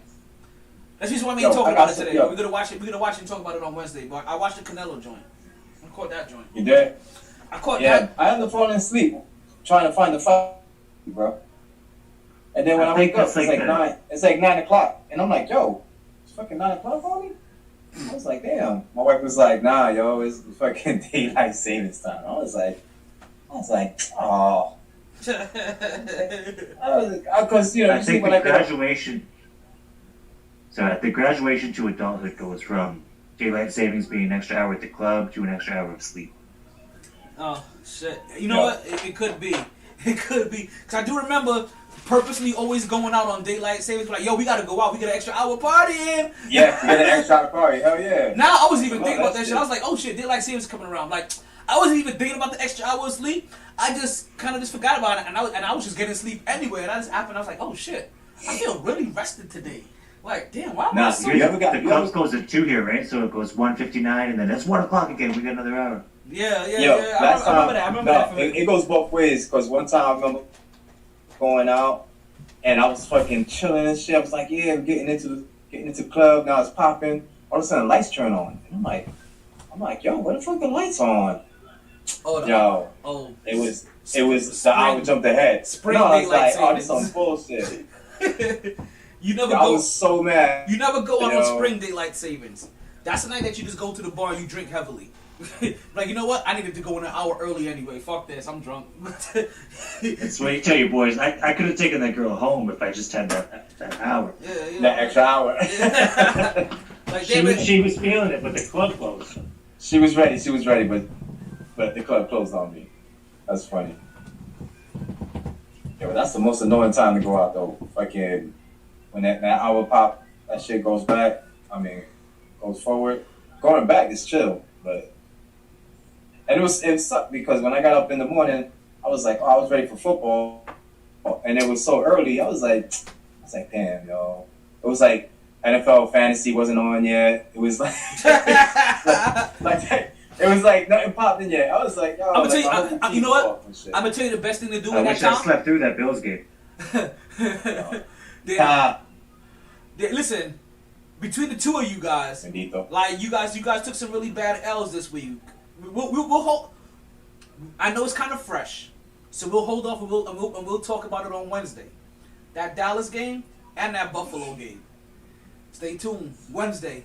These guys are gonna need some tissues and some therapy. Please come and tune in so that you guys can help them as they go through a very, very tough time. As both, I think, combined, both of their teams may have managed to put up 12 points. Like that game where Josh Allen sacked Josh Allen and forced a fumble from Josh Allen, and Josh Allen got picked up. That was probably the most exciting part of the game. Was Josh Allen get into Josh Allen? Like Josh Allen was a beast in that game. It was just not the Josh Allen that we anticipated. More on Wednesday. My favorite shit was they called that sack like it was Brady breaking the passing record. They're like, it happened. Josh Allen sacked Josh Allen. But I get it though, because I've done play-by-play for baseball, and I was doing play-by-play for was it the Palm Beach Cardinals, I think it was. I can't remember the Palm Beach. No, it was the Hammerheads. It was either the Cardinals or the Hammerheads up in Jupiter, and we had a guy named Who. The only thing about Who, he wasn't the best batters in the league. So you can understand the first time I get the the game. The first time I get the I get the lineup, and I see that they have a player named Who. I'm like, oh shit, this is gonna be nice. I can have fun with that. Because now when he gets on base, Costello. Exactly. I can be like, yo, who's on first? And start playing on that. Unfortunately, Who was a horrible hit. I think he was like a 20 hitter. Like he was in the twos, or even underneath that sometimes. Barely hitting 20%. Maybe like 19% sometimes, 18%. So it was really hard to be able to even have this happen. But I called enough of their games, and I think it finally came down to like one of the last 2 games of the season finally, that he finally got on base. And that's basic, and that's kind of how it sounded. I was like, it happened. Who's on first? Oh my God, folks. Like, I'm going crazy up there with the dude. And he's like, yo, because I had been here all year just waiting for Who to get on first. And Who could not get on first for shit, and then it finally happens, and now I can play up this lame-ass fucking joke I've been trying to get through for fucking 3 months. Like, you understand trying to bust a nut for 3 months? By the time it finally happens, you don't even know exactly. You don't even know what to do with yourself. You just lose all control. Like, oh shit, I repainted the walls. You know what I mean? That shit. Imagine you fucked it up. Oh God, if I had fucked that up, it would have been that probably would have been worse. But you know what though? I could have played it off because I think that was an internship. So that wasn't a paid gig. So if I would have fucked it up, it would have just got fucked up. That's what it was. Waka. He hits a little dribble to shallow left, and then there's a wild pitch, and there's an error, and he goes to second, and you lose the chance to get the joke up. Oh man, then I would have went to Who's on second. Like if Who's on second and what's on first? I have no clue. You tell me. I wanted it so. I feel like watching that now. That's one of the classic guys. I don't know, like, because this is one of those demographic things, I feel, not demographic, age demographic things. So, if you've never seen the Abbott and Costello baseball skit, go and watch it. It's one of those timeless pieces of comedy that is just funny for no fucking reason. And actually, I'm kind of disappointed in TikTok for not redoing that yet. All the things they did on TikTok and all the sounds that they've done, you know what? I'm about to do that. Where did they get a load of me?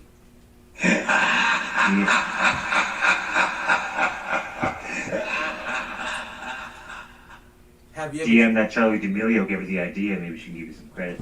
Who, what? How, what? I'm sorry? I said send the DM that Charlie D'Amelio girl. Like, send her a DM. Tell her the idea. Maybe she'll give you 10%. Who's Charlie D'Amelio girl? What? Who? What? I'm lost. That went over my head. Am I missing something here? You gotta get on the TikToks, bro. Oh, well, I'm on TikTok. I don't know who Charlie D'Amelio is. I'm not on TikTok, but I know who she is. She's like the biggest. I think she's like the #1 girl on TikTok right now. Oh, was she in an All-Star NBA All-Star game a couple years ago? I don't know, but probably. Like they invited her and like two of her other friends or whatever that were also big on TikTok or something like that. And they showed her on camera the NBA All-Star game. Hold on, let me see. You said Kevin Derulo? Charlie Derulo? What'd you say? Jason Derulo? Charlie D. D'Amelio. There we go. She's the third person that pops up when I type in Charlie D. First one is Charlie Day. Second one is Charlie Daniels. Last one is Charlie D'Amelio. Yeah, I think that is her. Sunny, shout out. I think that is her. So yeah. Yeah, see, I have a problem. And let me be very. I have a problem. I understand what you're saying to do, but now as I look at her bio, I just feel very uncomfortable sliding into somebody's DMs at 17 years old. Like, I don't care what it's for.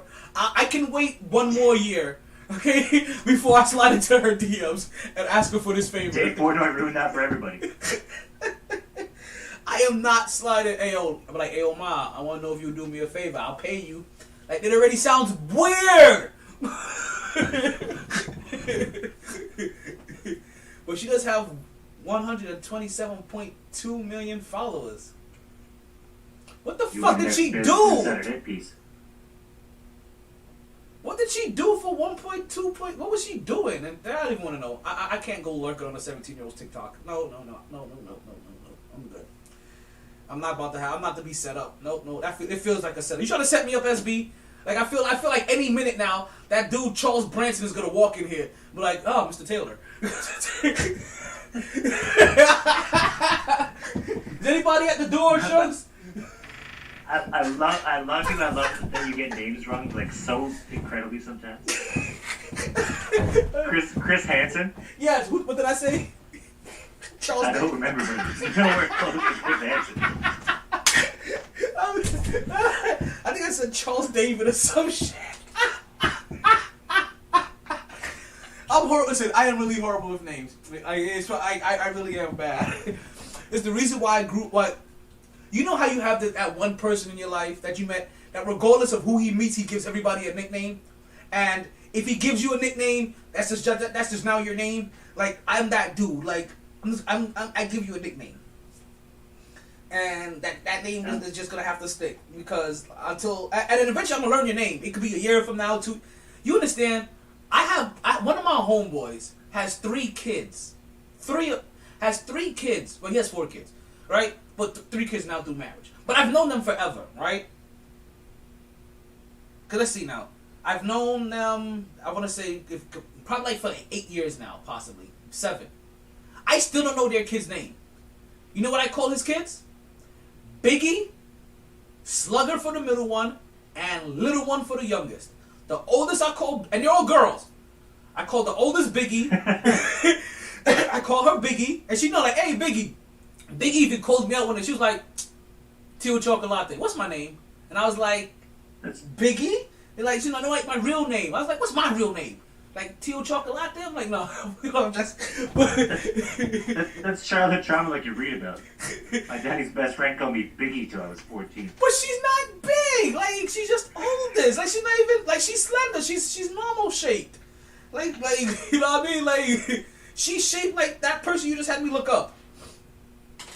Like she's normal looking. Body dysmorphia like you read about. Right? And then Slugger, I called the middle one Slugger because she played baseball or softball, whatever they allow little girls to play at that age. Right? So I called her Slugger. And then the youngest, Little One. It works. Yeah. To this day. I just call everybody Junior. I was Junior. I was like, you guys better be lucky I didn't come out the military so calling everybody Chief. Hey, Chief. Hey, Chief. Hey, Chief. Hey, Chief. Chief. Chief. Chief. Chief. Chief. Hey there, Chief. Hey, Chief. How you doing, Chief? Hey, Chief. Hey, Chief. What do you want, Chief? Hey, Chief. What? Chief. What? Hey, Chief. Like, you know what I mean? I ain't turn into that motherfucker. You know what I mean? Or Slick. Hey, Slick. Slick, how you doing, Slick? Slick. Like, no, I could have been that. At least I take the time to give everybody their own individual nickname based off of characteristics or personality, or my own stereotypes. World War II vets that 60 years later called every Asian person they met Charlie. Oh god damn, that one. What's going on, chill, Will? Yeah, you brought it to a dark place for a little bit, Chesney. I'm not trying to get canceled. I know, but damn, yeah, the fact that they're still doing that shit. But you know what though? Not for nothing though. When you actually join the military, actually no, wait a minute, that's not Charlie, that's Jody. Never mind. I was gonna say Charlie isn't that bad. They act like that, but I guess that's Jody. And Jody is the person that steals your girl and fucks your girl when you're away to war. Just to let you know, that we have a military term, and we have a person that we call Jodies. And Jody is the person that fucks your girl behind your back. And it's very. You don't have to spell your name. You're like Tango Alpha. He's Jody. Yeah. And very more specifically at times, he's the person that waits till you leave to go to war to fuck your girl. Jody. Oh, we have songs about Jody that we sing in the military. That's 10 country music songs right there. Like, we literally sing songs about Jody fucking your girl and stealing your money and running away with your dog in the military. Like, I'm not joking. Hey, I got Chill Will in the room. What's going on? I'm gonna see if you. But we literally have songs about that shit. You couldn't give a better name than Jody? Like, if you use a girl to a dude named Jody, I feel like you deserve it. No, it was good, Chill Will. I was telling him about the songs that we have about Jody. First, I was telling him what Jody is in the military, about how the person that fucks your girl, and then I was telling him about how we actually have a song about Jody. We have a cadence about it. We sing about him in the morning while running. We sing about that motherfucker while getting in shape, and we're like running down the street. Hidey, ho. Jody just took my girl. You know, shit like that. I forgot about the Jody's. I forgot how the Jody song goes, but we full blown have a song about looking out for that motherfucker that's gonna steal your girl when you deploy or when your back's turned. Period. Jody. Okay, let's forget about Jody. Let's talk about Canelo Alvarez, right? Because Jody leads to what Canelo Alvarez does, right? Jody will make you want to fight somebody, but Canelo Alvarez, he fights for real, right? And Canelo Alvarez, he just had himself a nice little victory against one Khalid Plant, where he knocked him out. What was it, in the TKO in the 11th round? And the TKO in the 11th round has Canelo Alvarez. Not only what he did, right? Because if I tell you about the accomplishment, what he did, I believe, it really helps put him in that category, right, or in that conversation of pound for pound. And what he did is that he unified all of the 4 belts at 168 pounds. Now, the unification of a weight class is not something that you see very often. He is the 6th individual to do this. Now, the one thing I didn't fact check, and not because it's popping in my head right now as we speak, and I shouldn't do this because I shouldn't doubt my own the thing that I'm looking at. But I didn't fact check to see because I wasn't thinking when it first popped up, if he's the 6th individual to do this, period, or the 6th individual in the weight class. I think he's the 6th individual to do this, period. But he's the first ever Mexican-born person to do this, where he unified a whole entire weight class. 168 pounds, Canelo Alvarez. And now,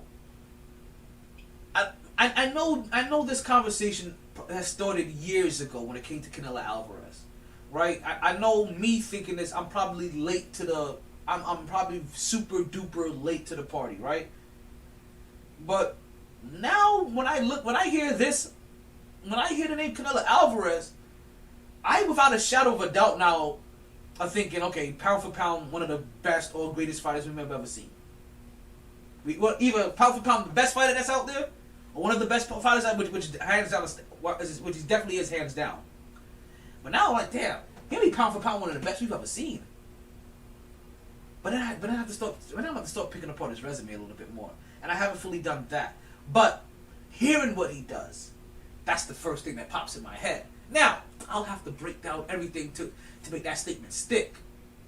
But as it currently stands, when I hear the name Canelo Alvarez now, and he's been must see for me for a while.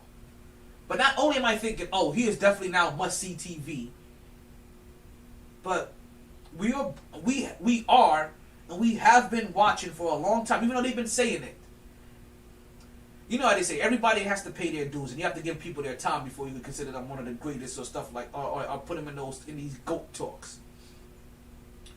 But Alvarez is in one of those GOAT talks when it comes to when it comes to this game of boxing.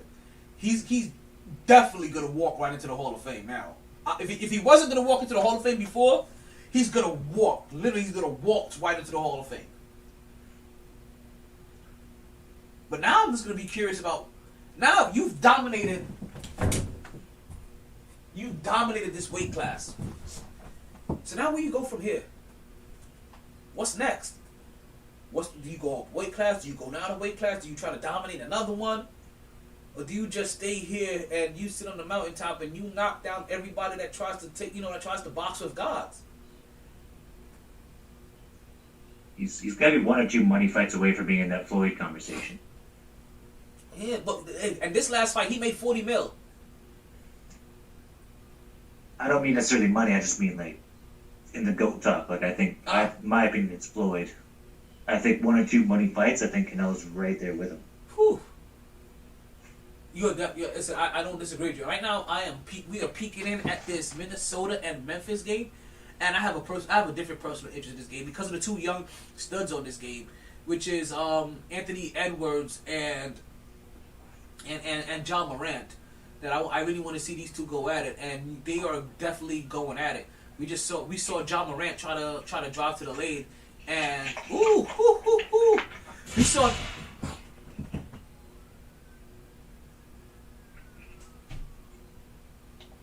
We saw John Morant. I think we may have to take a break.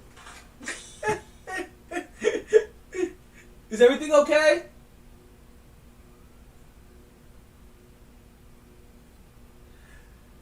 John Morant tried to drive to the hole, and Anthony Edwards got a nice little strip on him at the basket. And as we're speaking and we're highlighting these two guys, we just saw, who is this, number 3 for the Minnesota Timberwolves?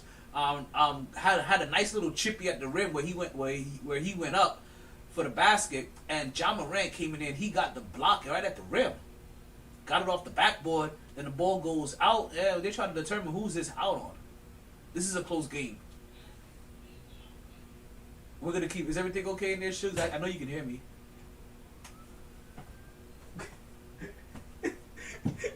What's going on? Talk to me, Shugs. She don't want to talk to me. Okay. What happened? Everything okay? Was that the door? Alright. Alright. So let's go ahead and continue to move on. Because I don't want to be. Actually, no. Let's do it. Canelo Alvarez a little bit longer. So Canelo Alvarez, he made $40 million off of this last fight, right? One of the biggest paydays that he has received. Not one of the, not the biggest, but one. Actually, was it the biggest? One of the biggest paydays that he has received. As you're saying, that he started to get into that money draw conversation. Now, I know the individual that he was fighting. I know that was definitely the most money that he ever made at $10 million for that fight in a loss. So even fighting Canelo Alvarez these days is basically the same as definitely getting yourself a nice little payday, whether you win or lose. And and the funny thing is, Canelo's Banks is probably the Triple G fight, I would guess. Should be. Definitely should be. Definitely should be. Now, as we're talking about old warriors in the game, right?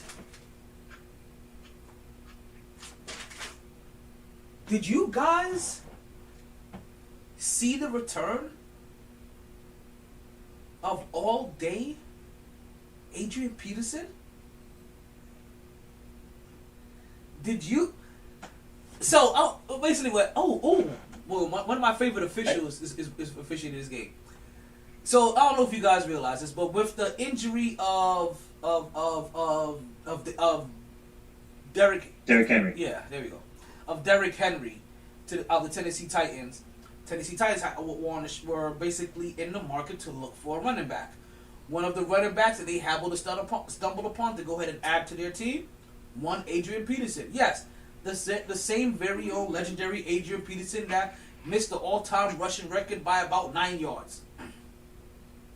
Once the very first season after coming back from what was it, ACL injury or some shit like that. ACL, MCL, PCL, all of that shit. Blew all the CLs out. Layman's terms, fucked his knee up. Basically. Oh my God, Ja Morant. I see why they call him Ja Morant, because every time I see him, he makes me say, "Oh my God." Jesus.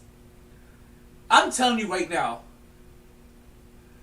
Ja Morant may be my favorite player to watch right now in the league. I am trying to think which other guy that isn't a New York Knick, that was never a New York Knick, that I enjoy watching or wanting to watch, that I look forward to wanting to watch more than Ja Morant. And I'm 100% excluding the Kevin Durant's and the Stephen Curry's, because these are guys that we've been watching for years, right? Like, we're gonna see them wherever we want to or not. We get force feed those guys. But you gotta search for a Ja Morant game still. And I search for. I would say Luka. Luka is one of them. He is up there. But I think it's Ja. And then right after Ja, to be honest with you, like my favorite rookie to watch right now is Davion Mitchell. I am absolutely in love with what Davion Mitchell does on that court. He completely makes people uncomfortable, and his nickname is Off Night. And when you play him, I know I keep talking about it every podcast. You guys are gonna know the name Davion Mitchell. Not.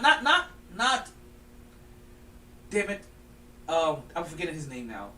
The other Mitchell, not Donovan Mitchell, Davion Mitchell. Different mixture of the words, of letters. If you listen to this podcast this year, Davion Mitchell is going to become a household name for you. And when the rest of the world catches up and start talking about Davion Mitchell, you could be like, "Oh shit, I remember back in 2021 on the MyT Sports podcast, we was talking about Davion Mitchell every day. It was like our little gym. We used to be off night. I don't know if it's gonna be. I don't know how old you're gonna be when you talk about this, right? Like, if it's 2 years from now, if you're sounding like that from 2 years from now, I'm just hoping you've got a bad case of laryngitis. if I sound like that and Davion Mitchell's still in the league, pull the plug, please. Oh shit. Who knows? You sound like Scotty B. Short though. Listen, Davion Mitchell. Who knows? LeBron may have started a new little trend where every player is now just gonna play the 20 years. Who knows? You're with LeBaron, right? What? Oh yeah, LeBaron. I'm talking about LeBaron. Now, okay. So now let's continue. I'm done with Canelo. We've moved on. We talked Adrian Peterson, right? I keep getting sidetracked by these games because this Memphis game is now 111, 110, 16 seconds to go, and Memphis is up. And did they just lose the ball on an inbound? What the fuck? They literally had this game in the bag. Well, also Minnesota had this game in the bag. The fact that Memphis is even up right now is fucking mind-boggling. Because they literally took this game in the last 90 seconds. All right, we got 14 seconds left to go. Minnesota has the ball. We got Russ with the ball. He gets a lane. He drives, and it's a block. And they call. What the fuck? Why are there so many bodies on the floor? Nobody even met at the rim. Okay, D'Angelo Russell. He drives. He gets a. Whoa! Hold on. Is this coming down? That's not coming. Wait, is that coming down? I don't know if they call goaltending. No, that's not coming down. That's a block. D'Angelo Russell had a clear lane. He's making a layup to get the game-winning bucket, and we have a block by Jackson from Memphis, but they have called it goaltending. So they've awarded Minnesota the basket. It's 112-111, and we see the dirtiest rat in the game right now fucking with the refs as they review the play, Rat Beverly, or you may know him as Patrick Beverly, but we call him Rat Beverly on the podcast now. See, up. That was not going down. So they're currently reviewing the play. There's about 6.543 seconds left, depending on what they give, what they call it as. But they're going to be reviewing this. They're currently reviewing this. Anthony Edwards, 26 points, 4 rebounds, 3 assists. I love me some Anthony Edwards too. He's another one of the young guys that I like to watch. When we're talking about young players, he's hilarious too. He is. When we're talking about like young players, probably. Okay, let me qualify the young players. Anybody still on their first contract, so they haven't signed their extension yet either. Anthony Edwards, John Morant. Okay, folks. Okay, the verdict is in. They've taken the 2 points off the board. If you're listening to this Minnesota Memphis game, they have my favorite referee doing the commentating because he also does the call in Brooklyn. And I'm telling you, he has a voice of the gods. He really does. They need to put up his name. He has a voice meant for voiceovers and for television. The fact that he hasn't found more voiceover work so that he can quit being a referee is actually mind-boggling. But he probably doesn't like being a referee and likes traveling. So they've erased the points off the board. It is now 111-110. And we're going for a jump ball. 6.1 seconds left in the game. I told you that was a block. That was not coming down. All right, the jump ball is up. And Memphis controls. It goes out of bounds. And let's see what's going to happen. And they say that Memphis Grizzlies have touched the ball last. So they're the ones that pushed it out of bounds. Minnesota Timberwolves are going to have the ball back, folks, with 3.9 seconds left. Score is 111-110. This is why I love basketball. All right, folks. We see D'Angelo Russell trying to get open. He kind of gets open. And what happened? Did they call a foul? Nope. Deflection. Did they call a timeout?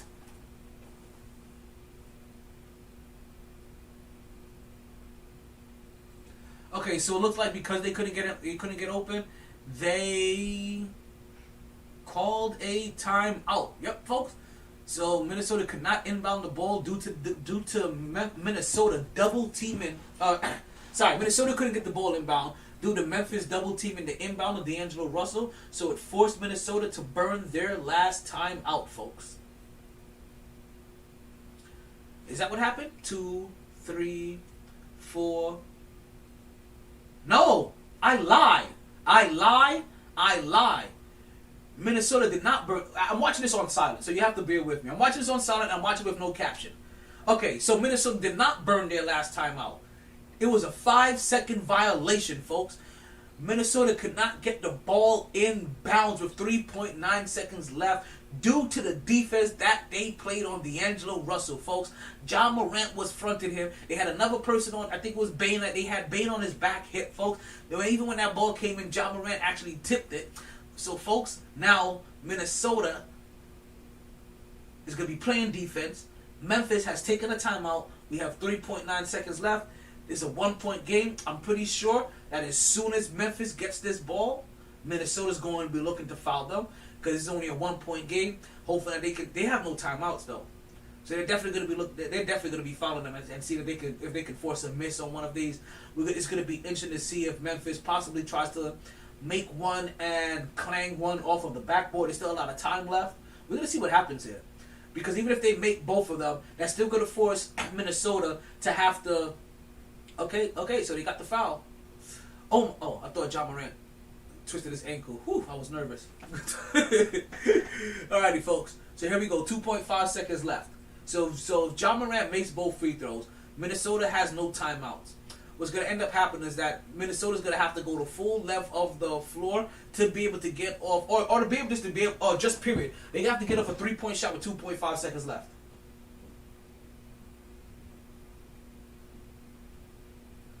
They have Bane coming back in the game. You see coach talking to him. We see John Moran on the free throw line, and he makes the first one, folks. It's a 2-point game. Now we have Memphis having a little huddle at the free throw line. It sounds like they're determined on how exactly they're going to play out this last possession. So let's see what happens here. Let's see if they start putting defenders back. All right, still have the two guys on the line. John Morant goes, and he makes the shot. Okay, so the game is now a 3-point game, 2.5 seconds left. We have some energetic guy with dreads coming to inbound the ball. That's not one of the individuals that we talked about earlier, or even one of the guys we're confusing him with. They get the ball in bounds. They go full left of the court, and it is stolen, folks. Could he stay in bounds? Whoo! Is that Desmond? Is that who that is? Melton. Okay. Folks, they tried a football pass to get that ball up to the other side of the court, and it was almost picked off by by Memphis. Unfortunately, the Grizzly player could not hold on to the ball. It goes out of bounds on the Minnesota side of the court. 1.1 seconds left. Rat Beverly is being taken out of the game for offense. He looks like a rat too. I didn't even realize how much of a rat he looked like as well. Here we go, folks. 1.1 seconds left.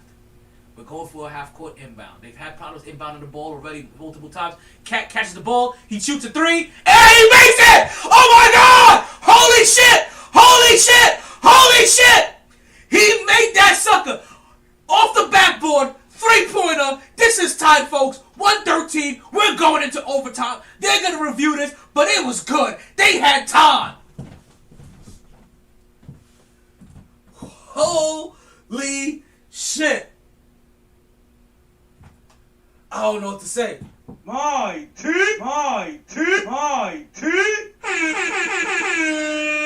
Cat Williams from the logo, folks. From the logo. 3-pointer off the backboard.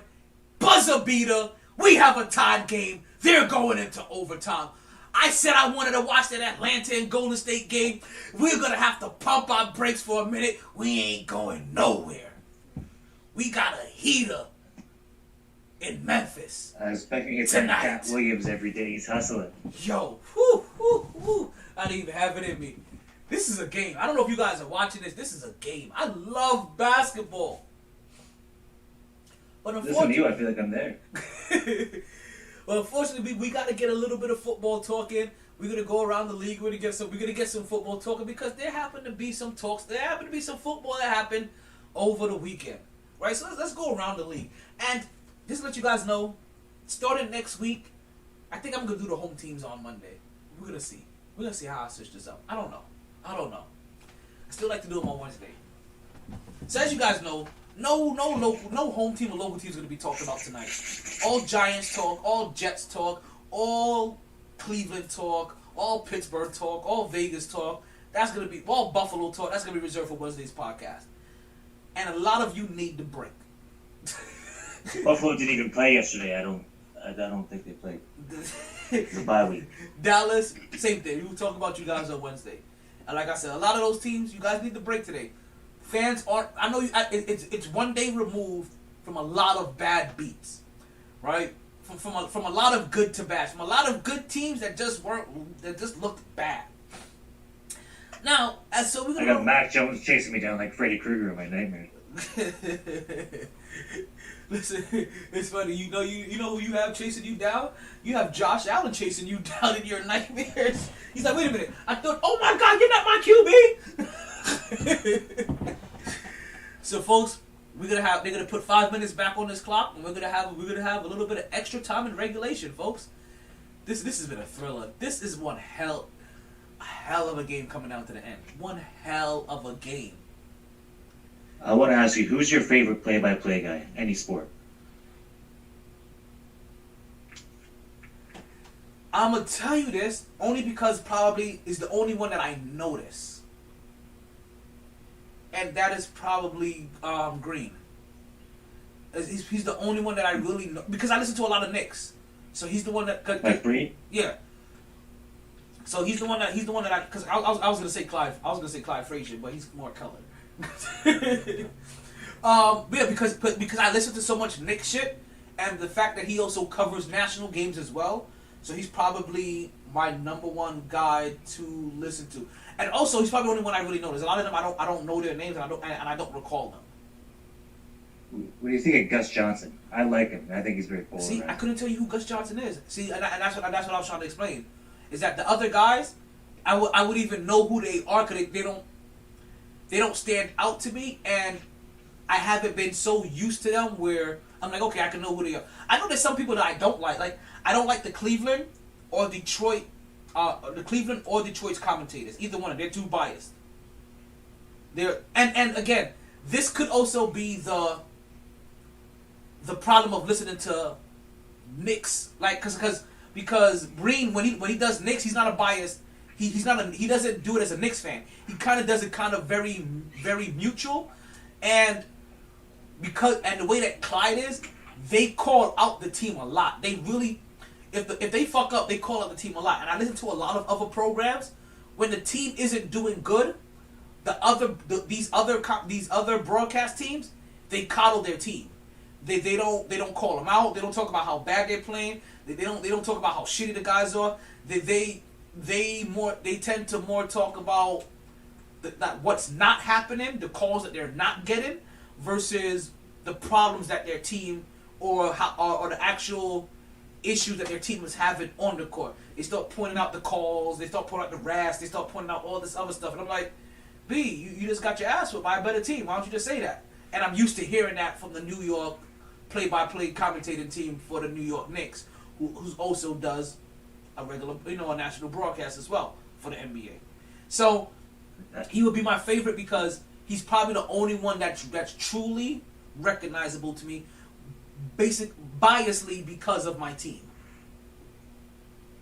I like my national guys to be unbiased, but I think part of being like the local teams, dude, is to be a little biased. See, I like that in my local. I like my Raptors guys to be pro Raptors. See, unfortunately, yeah, we don't have that luxury as a Knicks fan. Like, those guys drag us through the mud. When we fuck up, they really, really, really drag us through the mud.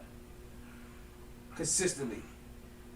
Like when the Knicks are having these bad losses to the Raptors and to Cleveland or to these other teams, they are dragging them. They take it from an educational standpoint. They talk about what the team is doing bad, about all the things. Like they don't make excuses. That's really what it is. They don't make excuses for the team.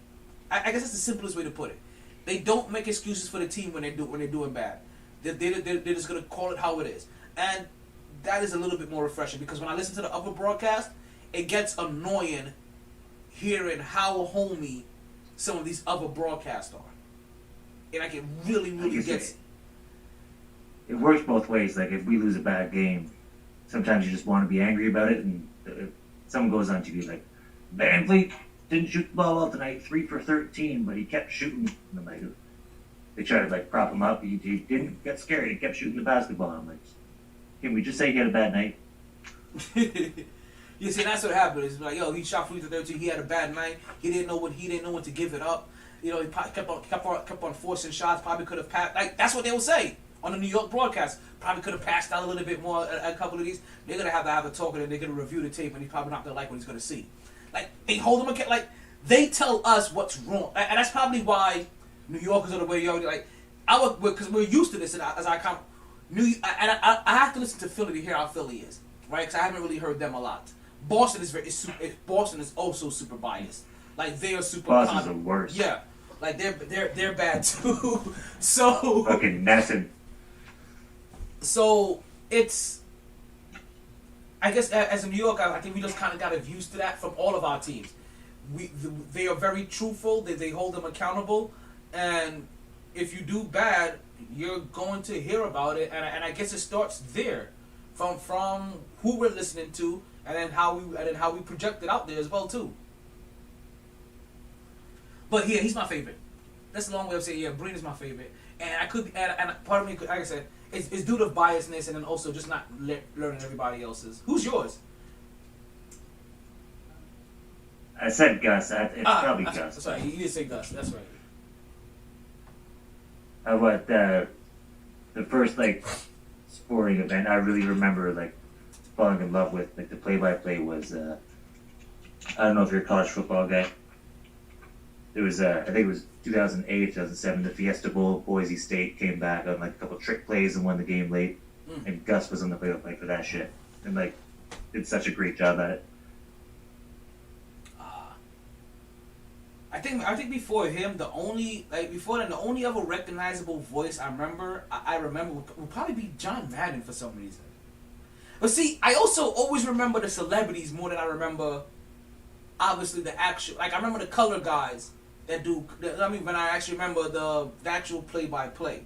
Like some of my favorite color guys obviously is Clyde. I think my favorite color guy probably is Van Gundy. Jeff, not Stan. Yeah, I like him too. But also, like I said, he's not afraid. He's not afraid to call the other guys out. Like if someone says something stupid, he's like, "What are you looking at right now? Are we watching the same game?" Like he's not afraid of that shit. Not at all. Not at all. And then, like I said, I have Clyde Frazier as well for the Knicks broadcast. And Clyde Frazier, he's one of those guys. He basically drops a mixtape every broadcast. You think I sound like I'm rapping or rhyming sometimes in a production? Listen to him call a game. They're dishing and swishing. They're duping and hooping. They're shaking and faking. Like that's him all the time. I want to get in contact with somebody at TNT. If they had like an alternate broadcast like ESPN does with the Mannings, and just had Shaq, Chuck, Kenny, and Ernie rap through the entire 2.5 hour basketball game, that would be money. I just seen D'Angelo Russell break fucking John Morant's ankles. 1:57 left in this game. It's a tied game, folks. 117-0. D'Angelo Russell currently has 30 points, 5 rebounds, and 7 assists. John Morant gets the ball out to Bane in the left wing. Folks, he pumps fakes, drives, gets the ball stripped. They get it back over to John Morant as they're able to recover that ball. He starts off on the left key, gets it over to the top of the key. Dishes it underneath. We have a reverse, and that score is now 119-117. And a reverse by Melton. D'Angelo Russell is oddly left open for a wide open 3, and he misses that, folks. 1 minute, 25 seconds left. Memphis is bringing the ball up. They advance it past half court, and they get into their offensive set. You see John Morant taking his time at the top of the key, currently being guarded by D'Angelo Russell. Yep, that's definitely D'Angelo Russell. They set him a high pick. Nope, he waves it off, takes his man off the dribble. You see the defender comes and close to the lane. He does a little Euro step, and he comes up short, but they get the put back by the big man. Folks, 121-117, Memphis. Minnesota brings the ball back up. They give the ball over to Anthony Edwards. He takes it over to the right wing. He gets himself a pick. He has John Morant, the smaller man, out. He gets a little hezzy. Gets it between his legs. Another little hezzy. Drives hard to the right. Puts it up. And he misses it. He drew the foul. Yes, folks, he drew the foul at the rim. He's going to go to the line for a 2. So a couple of games around the league. Now, these are there's a couple of games that, outside of the home games, we had a couple of close games, couple of not so close games. We had a lot of missing players. There were a lot of injuries. A lot of players out. One game in particular, obviously, was the Atlanta and New Orleans game, where you've heard by now, New Orleans Saints will not have their quarterback, Jameis Winston, Mr. Turnover Chain, for the remainder of the season. Instead of eating W's, he will be eating rehab. He tore his ACL. Or did he tear his Achilles? No, it was a knee. It wasn't his Achilles, it was a knee issue. Alright, so Anthony Edwards, did he make both of his free throws? Yep, he made both of his free throws. This is back down to a 3-point game, 118-121. 37 seconds left in the game, and John Morant has the ball up at the top of the key, taking his sweet time. We have about 9 seconds left in the shot clock. He makes his move, takes it to the middle of the lane. He takes it into the paint where he's met by Cat Williams. They dish it up to the top of the key by Bane. He takes a long 3. Memphis gets an offensive board, and they put it back 123-118. Second offensive board for Memphis. And Minnesota is complaining. We seeing Clark coming up big in the paint. He has Cat Williams complaining and crying, saying something like, yo, he's holding me. He's keeping me down. Nah, he ain't holding you down, but he is keeping you from this dub, young fella. You gotta play with a little bit more heart. I'm sorry. Karl Anthony Towns, your whole entire pass that we gave you last year, we gave you that COVID pass last year, friend, that should expire. That should expire the moment that Tom Thibodeau coached up the New York Knicks and not one player on their team complained and he got them up to the 4th seed. And yet you were complaining that he coached you too hard. You and Ben Simmons belong together. Trade Ben Simmons to Minnesota. Have a player Karl Anthony Towns. Both of those soft fuckers deserve each other. I'm sorry, that's soft. I'm calling them soft. They deserve each other. They deserve every single ounce of each other. And just let you guys, sorry, my phone died. I had to switch to the burner. Gotcha. Let's let you guys know that people that are listening on Podbean, as you guys know, we're getting close to that time where we will be losing the Podbean feed pretty soon, or pretty close here. For everybody else listening outside of Podbean, you'll hear a commercial for Podbean. We'll be reconnecting that feed as it gets lost. So don't you guys go anywhere. Just look for the new feed. Come rejoin the podcast, and we'll be here. So y'all just gonna dog me, huh? You gonna dog me sit up here on Podbean? What? Who dogged you? What are you talking? You say you gonna disconnect? Oh, of course, Chill was gonna come in at this moment. You know what? Let's go ahead and play Chill's music real quick. Drop takes, don't you? Drop takes, don't you? Say yes, sir! Well, if you gonna drop takes, you might as well go ahead and drop them exhibitiously. Cleveland! This is for you! What's going on, Chill? Will? Supposed to do part 2 of his confession. What was I? Oh, and there it goes. All right, folks. Commercial time. Hard break. They didn't join this team to win championships or become famous. They joined because there is important work to be done, and only some able to do it. They are brighter, better educated, led, and equipped than any team in history.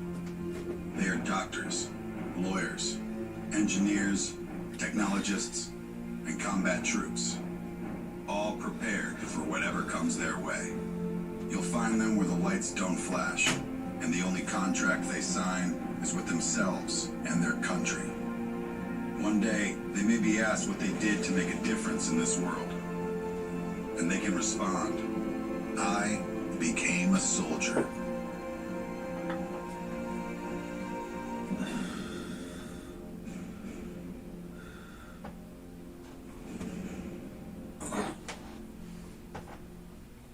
And we are back to the MyT Sports Podcast. Thank you guys for listening. If you are listening, that means you're listening on one of the many platforms that we have provided for you to listen to the podcast. I'm not going to go over them all, but I appreciate you listening to them. If you want to find them, go to my Linktree account. That's Linktree, linktr.ee/MyT Sports Podcast. Everything MyT Sports, one-stop shop. Even my shop is coming up pretty soon on there. You guys, listen, I see you. That's me. I'm back. He's back in the groove. We're back in the New York groove. You understand? Now the Atlanta Falcons end up taking on the New Orleans Saints, and New Orleans Saints were without their quarterback Jameis Winston, and even without their quarterback Jameis Winston, the Atlanta Falcons almost lost this game. I'm not gonna lie to you. I was sitting there and I was saying to myself, like, yo, if Atlanta loses this one, yo, if they can't come away with this W when they're playing with quarterback technically number 3 last year, yo. Danger zone, danger zone. But unfortunately, it wasn't to come. I couldn't get up here and poke fun at those dirty birds today because they managed to eke out a victory in a Jameis Winston list. New Orleans Saints. A Mike Thomas list. New Orleans Saints. 27-25. And not for nothing, New Orleans Saints are still kind of sitting there trying to keep themselves in contention. They're not in bad position. They can still find themselves in the playing game, wild card game. Sorry, basketball playing game. Folks, this game is officially over. The Minnesota Timberwolves has lost this game, and I see why Karl Anthony Towns is crying so much now. It makes sense now why he cries so much to the referee, because you have a guy like Rat Beverly on your team, and you guys look at him as some kind of like motivational icon, and all he is a big whiner and puss. But I can't stand Rat Beverly. After I saw that shit he did to CP3 at the end of the series, where he just shoved him in the back like that, unprovoked, nothing had happened. It was just out of nowhere. Yeah, I lost all possible given respect that could be held for a person. I even forgot that the Brooklyn Nets were playing on. That's how much that Minnesota and Memphis game was catching my eye. It didn't even register to me that Brooklyn was playing Chicago. But you know what? Let's peek in at this Miami Heat Denver Nuggets game before we go full blown Atlanta and Golden State. All right, folks. So for the Denver and Miami game, we have Denver currently up 79-61 in the third quarter with just about 4 minutes and 31 seconds left. We're just about halfway through the third quarter. All right, so let's go ahead and leave there. Let's go ahead and take a little peek at this New Orleans Pelicans and Dallas game. I would not be surprised to see if Dallas is beating the brakes off of New Orleans since they don't have their fat man. This game has already ended, so we can't give you a score on that one, but we'll keep you updated. Why did I not get see anything for that Brooklyn? Excuse me. For that Brooklyn and Chicago game, folks, we don't have anything on that quite yet. Let's see if this game is coming back. What do we have here? Why are they showing me LaMelo Ball? Is it the New Orleans game they're showing me? Is New Orleans playing tonight? Yep, they're playing the Lakers. Okay, so that game must already be over, and they're going into. It must be the NBA TV production, and they're going over to the New Orleans and. Tomorrow, was through the next end. They blew. Oh, so what, Brooklyn got blown out? 118-95. Wolves. Oof, that's gonna be tough. I'm telling you, like that's not. Oh, Sacramento's playing tonight. Ooh. Sorry, I gotta pause on that one. My bad. Sorry, I should not sound like that. That kind of noise should never come from any guy's mouth. But I told you about my rookie. I'm looking at that. Can I give you some numbers? What's that? Let me give you some numbers for the Nets tonight. The Sure. starting lineup. KD had.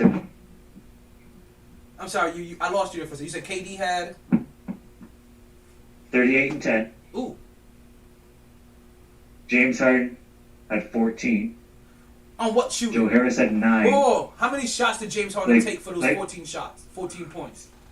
If he took any more than 4 of 11. God damn, he's a fucking bum. Told you, my phone does that. See? Perfect timing again. I don't know if you heard the but that has nothing to do with me. I don't do that purposely, but my phone just knows what to do when it wants to do it. When I'm getting Nets starting lineup, KD had 38. The other 4 combined for 25. For the starting unit? Yeah.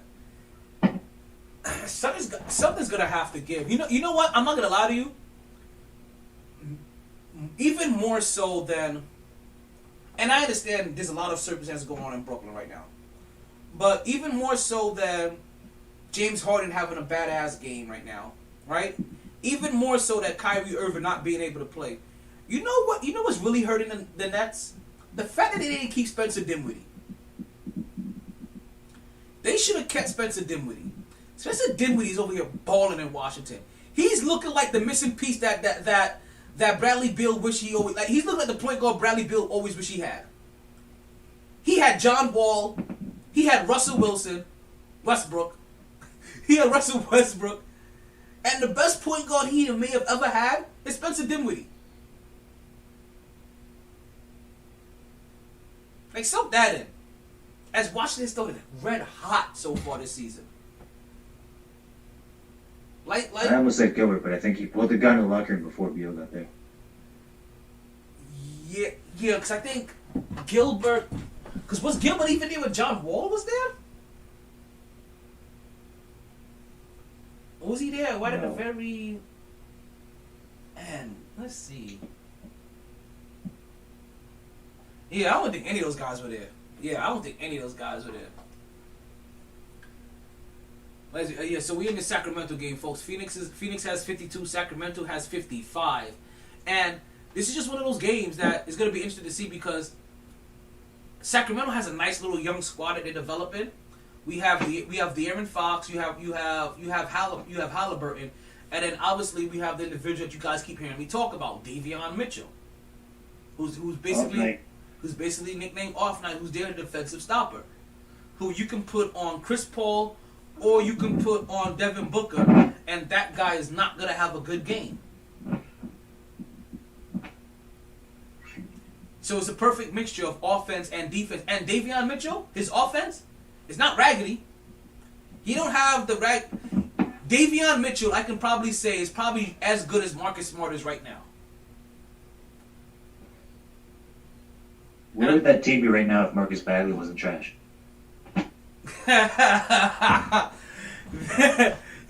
They would probably... That wasn't even a joke. Like, if he turned out, man, that team is a easy playoff team.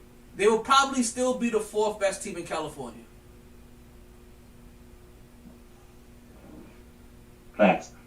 Like, that's just a tough, because I know what you're saying, but then you're still talking about, okay, we got to overcome Phoenix, we got to overcome the Lakers, we got to overcome the Clippers, and we got to overcome the Warriors. That's their division. Yeah. They're probably still I know the feeling. I'm a Blue Jays fan. We get the Yankees and the Red Sox every year. And now Tampa's good. Yeah. Oh, trust me, I'm a Yankees fan, so we have to worry about that. We have Tampa and the Red Sox, and we was like, fucking, geez, wait, god damn it. Like, one spends money, the other one doesn't spend money, and they're both our problems. Right? But that's that Toronto's division. coming too, just wait on it. Hey, how you feel? I feel as a Knicks fan being in our division for a couple of those years. They had Philly, Toronto, Brooklyn, and Boston all making the playoffs, all playoff contending teams. And of course the Knicks were having a losing season. They were being beat up on by them 4 times a year, easy. And plus everybody else. Somebody else who got beat up on this past week, Carolina Panthers.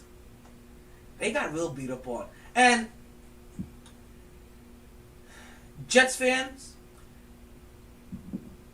you shouldn't be swimming in somebody else's failure. And that's what too many Jet fans are doing. They're finding joy in the failure of Sam Darnold. I'm like, no, stop it. That's petty energy. And that's why we can't win shit. Because you're being spiteful. But also you have to realize, I don't care how many years he's been in the league. Sam Darnold still, to me, is damn near a rookie quarterback, mentally, or whatever you want to call him. Or he's a young enough quarterback that when he goes up against Bill Belichick, he ain't going to look right. Now, that's just the bottom line. Sam Darnold is just young enough in this league where he ain't going to look right against Bill Belichick. 24-6. They got embarrassed. For a team that had a hot start. For a team that we even came here on the podcast, looked at their schedule, and we thought they could beat New England. We thought it was a possibility. It was cool from the jump, though. Wasn't it Jets, Giants, and Jaguars they beat? Yes. They did it. They did beat nobodies. Folks, Atlanta is currently up right now on the Golden State Warriors, 52-40. 5 minutes, 45 seconds left to go in. 55-40. 5 minutes, 44 seconds left to go in the second quarter. Golden State timeout. We just had a 3-pointer by their guy that isn't Trae Young. What's his name? Kroger? Is that his name? I keep wanting to call him Kroger, but I know it's not his name. Is his name Kroger? Hubert? Huger? Oh, Werther. Is that his name? Devin Werther. It could be, but yeah, he's their ever designated shooter for Atlanta. He just banged in a 3 from the corner, to put the Atlanta Hawks up by 15 points. This is gonna be an interesting game. Now I'm a little bit more intrigued to watch this, but I want to see Off Night so bad. Did you see Matt Rule's comments, the Carolina Panthers coach, after that game? No. What did Matt Rule say? He goes, "It was a team loss. I don't want to put the blame on anybody, but we got to stop throwing picks." Basically just throwing your boy under the bus. Listen, like, we all know, turnovers... Okay, wait. NBA all-time assist lead. Chris Paul is sitting comfortably in third. I don't see anybody even catching Chris Paul anytime soon. But LeBron James, that's the one I'm concerned about. He's 8th with 9,700. Let's see, if he gets 100 this year, he can get into 7th. It's 1-2 Stockton Nash. Yes. Stockton Nash one. No. Stockton Kid. Kid, oh yeah, makes more sense. I got my white dudes confused. I think he was just about to He was just about to pass Steve. LeBron James is going to pass Steve Nash to move into 8th, I think. That's what I just saw. Was it him? Damn, you confused me. I think I was just about to say that. So, this Phoenix and Sacramento game is a lot more closer than the Atlanta and Golden State game. Which I'm kind of surprised about. Okay, wait, who does Phoenix have on your team? He's one of them. Wait, who is he? Who's on the Phoenix Suns? Did we ever establish that? Crowder. Is that Crowder? Fuck! God damn it! Damn you, Jay Crowder! How are you? I'm telling you right now, Jay Crowder is secretly playing on 5 NBA teams at one time. He's secretly collecting 5 NBA game checks. At 20 years from now, when they talk about the player that made the most money in this era, it's gonna be Jay Crowder. We're gonna wonder why, and they're gonna realize that they were paying him 5 different times.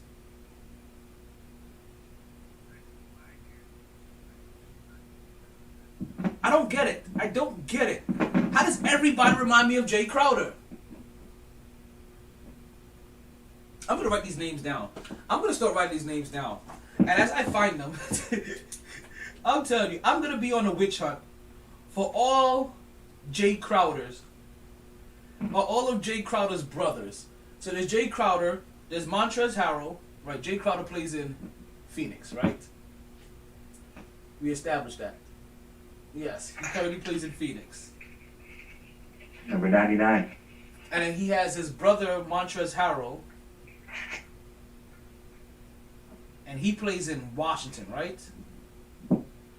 Yes, I think he helped. He's also a big part of what's helping that turnaround in Washington. You know what's so crazy? I just realized this. I feel like Charles Barkley right now. Who have you played for? Hey, listen, there's a game that I like to play. And I haven't played this in a while. And the game is, can you tell me how many former Knicks is on this current team? Because I swear, there's damn near a Knick player on a former Knick player on almost on every team in the NBA. And here goes Dave. No, that's Davis.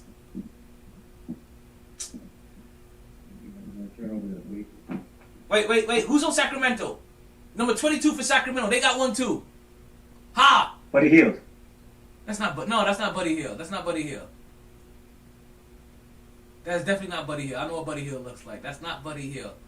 But wait, what's your name? Come on, number 22. Zoom in for me. Come on.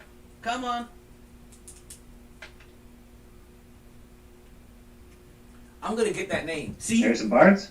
No. Oh, Rashawn Holmes. Harrison Barnes don't have dreads. Rashawn Holmes? Rashad Holmes? Is he a new one? I'm telling you, I'm gonna be on a Mitch hunt for all of them. I'm gonna call him all his relatives. They're all gonna be related to me now. They're all cousins. I don't know who I'm gonna make the original cousin. We may have to make.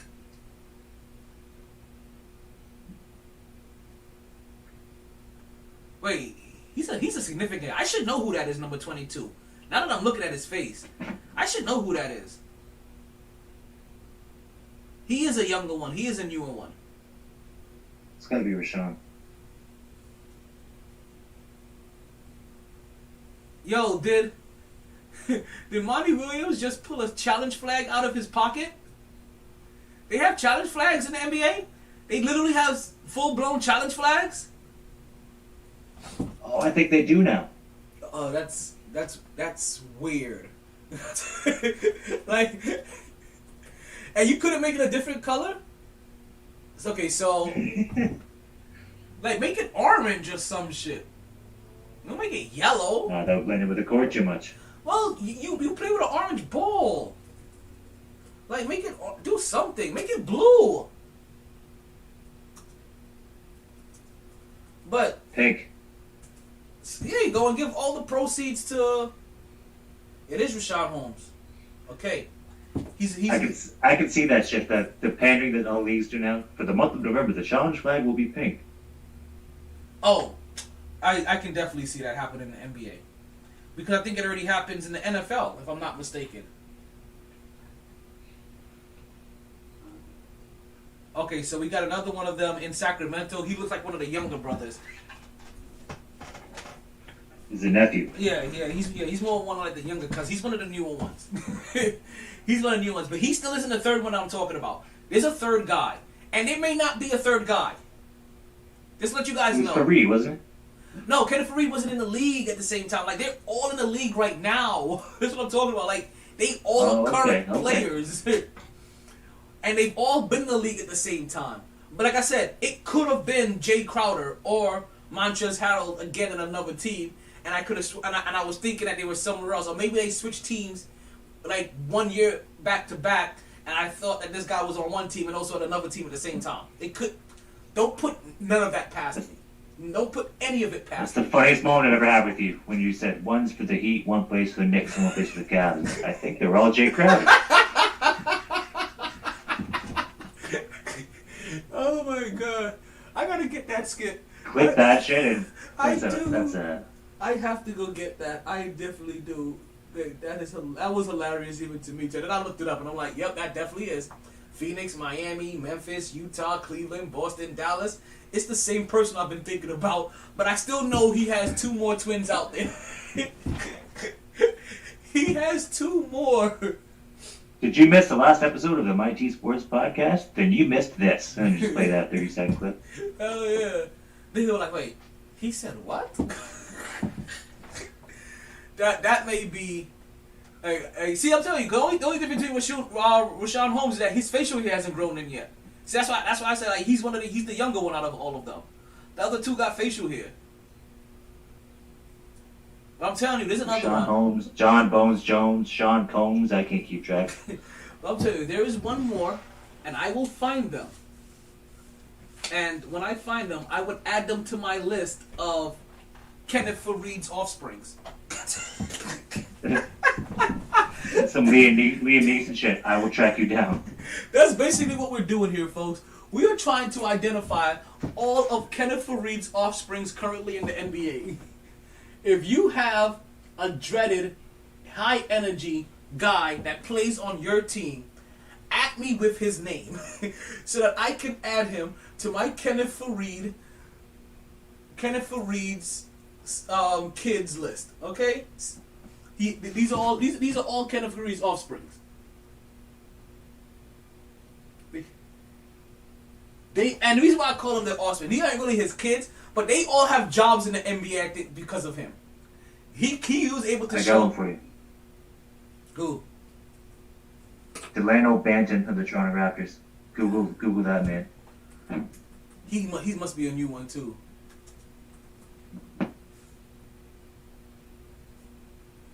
Let's see. He's definitely a new one. I have to see his game now. See, he's too light. I do apologize. He's too light. I'm not gonna confuse him with Montrezl Harrell or Jay Crowder. He's a little too light. Like he's not getting enough sun where he's at. This is probably why I should not be playing this game. I'm getting real close to the line. It's been a little darker. It is having to be a little. If you were not here, this conversation would come out a lot different if it was just me. Yeah. I see where he's going, but like he has the dreads. I don't know if he's a high energy guy, so I haven't seen him play. But he also, I also don't. But also just based off of just looks. When I glance at the television, when I'm not wearing my glasses, I'm not gonna confuse him with the other two. Like let me the best way to say that his complexion is varies a lot more than the other two, and it's very noticeable. The other two, their complexions are a little bit more similar, so that's what also makes it easier for me to confuse them. See, I get that very Chris Birdman Anderson. Chris Birdman Anderson. Does not belong on the list. He doesn't, but he is one of those high energy guys that was. But you know what though, it's probably is one of the lost talents in the NBA. But effort is a talent. What's going on, Mark? Effort is a full-blown talent in the NBA, and if you're the right player, you can make a whole entire 10-year career off of effort. Yeah, look at Rodman. Yeah. Hall of Fame. Rodman, Ben Wallace. I'm sorry? We had Matt Bonner here for a long time, the Red Rocket. Went to the Spurs, but he was with the Raptors for a long time. He was like the most popular dude in Toronto for a while when we saw. Is Draymond Green energy guy? Draymond? Is Draymond Green what? An energy guy. He definitely is an energy guy. Oh hell yeah! He definitely. I think if you look up energy guy in the dictionary, Draymond's picture's there. I would have said Rat Beverly until we just deemed him a complete rat. He's in the Master Splinter category without the honor. And folks, the Golden State Warriors are making a game back out of this. Folks, it's now a 7-point game, 58-65. Golden State currently has the ball back up with about 10 seconds left in the second quarter. Steph Curry has the ball up. He has reached logo status, folks. I know, but he brings a little bit closer. Step backs, pushes off, take the shot. We have another one. There's a lot of dudes in the NBA like have made careers like when a team is bad and they're trying to be bad, you bring in one of those like dogs that the fans love and like just give the fans a hero to watch just for a couple of years while you suck. Yeah, it kind of gives like it's so funny because the effort guy is always one of the most beloved guys on every team, because you know what people I guess athletes don't realize, like we get it that you can shoot, we get it you can do this, but show effort consistently, maximum effort, like show blood, sweat, and tears, and you will be beloved. Like you literally won't be able to do no wrong. So Chicago came back, huh? Oh, to beat Brooklyn? No, man. Oh, wait. I'm talking about the Bears. Oh, you watching football? Oh, damn. I forgot football was on. It's 2 minutes left. What's the score, Bart? 26-20. And Chicago got the ball. Okay, folks, we're gonna... So Fields could be... This is a coming out for Fields if you could get him... You could get him a win here. Alright, so we're going to shift gears and we're going to put this game on in the background. We're going to take a little peek into this as well. So as we wait for that to load... That wasn't a joke, though. Why you did that to me, phone? This could be one of the few games I actually picked correctly this week. I know, there was a lot of games that did not go my way. Right now, I see an injured player on the field for Pittsburgh. Yeah. Oh, Pittsburgh is still up though. You said Chicago came back. I thought you said they came No, back. I said they have a chance to come back, like to win it on this drive. They don't sit. That's not what you said. SB? Did I hear something completely different? I said Chicago came back. I said Chicago came back. They were getting blown out. I don't know why I heard I see both sides. I thought the same thing, and then Denmark said Justin Fields has a chance here. Then I realized. Okay. I was like, I'm not crazy. I could have swore you came in here, you know what I mean, swinging the Chicago Bears flag. Oh shit! All right, folks. So here we go. All right, so currently where I stand. All right, folks. So we see Justin Fields taking a shot down the field, folks. And yo, you saw that shit? Folks, no play and no flag. So let's bring you up to date, folks. up to current. Right now we have about 2 minutes and 19 seconds left in the game where I'm currently standing at. The game is 26-20. Pittsburgh is currently up. Chicago currently has the ball. And he really just missed Mobley on a deep route. And literally that shit went... Actually, he didn't miss Mobley. Mobley missed the ball. That shit went through his fingers. We got Chill Will coming back and joining us. What's going on, Chill Will? What's good? We're good. Right now we're watching this. What's up, Chill? Right now I'm currently watching this Mobley game. lacking the Cavs? What's that? You talking about the Cavs? No. You know what though? You know what though? See, I see what you did there. Cleveland! This is for you! I see what you did. It's ignorant. You talking about Coutinho? But Mobley, I know which Mobley you're talking about for the Cavs. He has caught my eye. Who's better? Listen, I think I need to be a talent scout. What's that? I need to be a talent scout because I told everybody Cade Cunningham was probably the worst, gonna be the biggest bust since Anthony Bennett. But at the end of the day, it was ridiculous. Like, all right, let me start here. It was ridiculous that Clyde Edwards-Helaire was the first running back taken off the board 2 years ago. I was so pissed. I said, what are they seeing in this guy? I know it's the system guy, and I hate that, though. You just picked the talent. This dude, even for a system, he wasn't better than DeAndre Swift. In college, he wasn't not even close to DeAndre Swift's level. He had a nice, good couple games, but he still had me. Swift is getting busy. He was good in the clutch.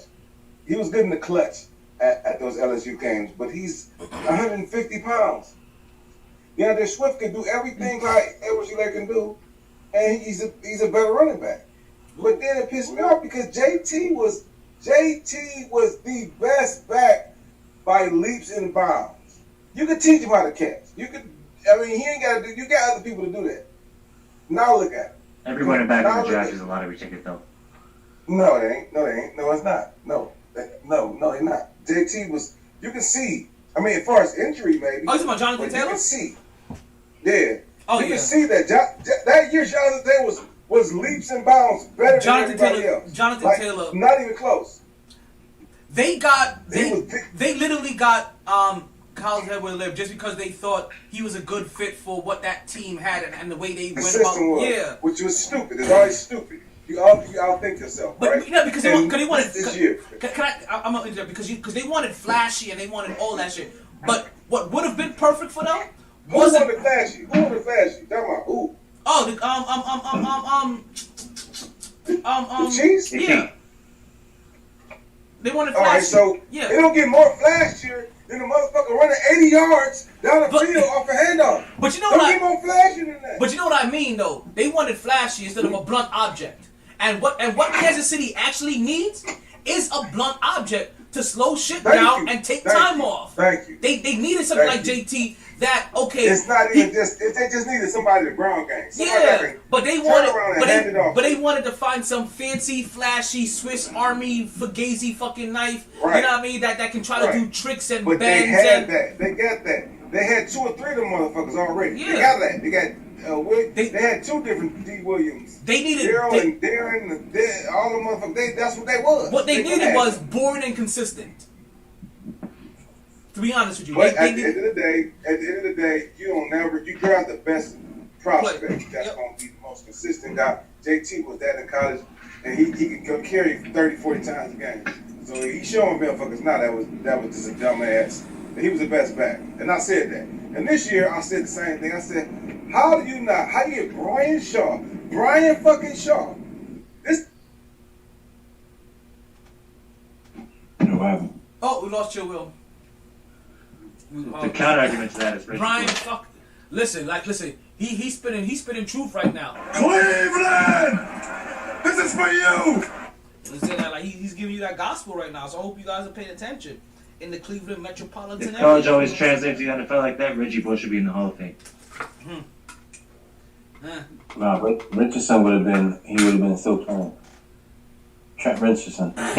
So let's get back to the. So if you don't, you guys, until we get Willis McGahee. Until we get Chill Will back, let's get back into the Chicago Pittsburgh game, right? We got Chicago with the ball. It's third and second, folks. We just got over to the other side of the 2-minute warning. Justin Fields take a shot down the field, folks. He finds number 12 down the sideline, and he gets pushed out right around the 10-yard line, folks. Let's see exactly where they place this ball. Yo, this they is going. They're throwing it down the field. He is going for it every single time. And this goes to show you, Chicago, why the fuck weren't you playing Fields earlier? Fields. That's what I said, Fields. You said Fields. Well, I kind of said Shields. I slurred a little bit, okay? Matt Nagy's doing his best Kevin Hart impression. He wasn't ready. Yeah, for real. Number 12, look at that. He looked like he strained something on that when he got pushed out. Folks, Chicago is in the scoring position. There you go. They're officially in the red zone. Ball on the 16-yard line. If your team gets a guy like Tom Brady, the pocket collapses, he rolls out to his left, he slings it, and folks, we got a touchdown. Number 11 as he hurdles a cameraman, folks. 26, Chicago Bears just tied the game. Let's go. And they can take the lead right here with an extra point. Let's see what they decide to do, if they decide to go for one or if they decide to go for two. Looks like, as everything else, they're reviewing all scoring plays to see if he had both feet down. And, folks, he had both feet down.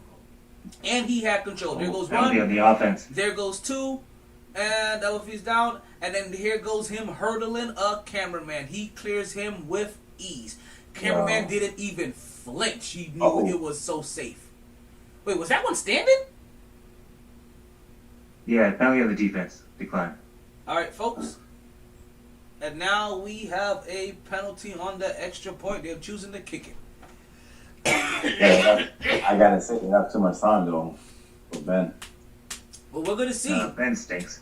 Ben has a reputation. Let's see if Ben still can live up to the reputation of Big Ben Roethlisberger. Come on, the guy that has field goal range. He's field goal range. What's different when you get a touchdown? It's more likely.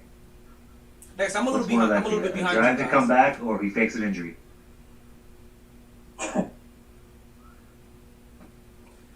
So, folks, they're going. So it was a penalty on the defense. So they're gonna do this kick over again. It was encroachment on the Steelers. So they're gonna move them forward. All those motherfuckers went. So it wasn't like one person on sides. It was like the whole right side went off side. The way everybody went, you feel like Carmelo Anthony pump faked on the free throw line. Yo, did you see that shit? The Carmelo Anthony pump fake on the free throw line, and everybody went. Oof, almost missed it. I actually like that a lot for the Steelers. Like, if an extra point to go ahead by one, you might as well just rush the line and try to take the chance to block the game. Yeah.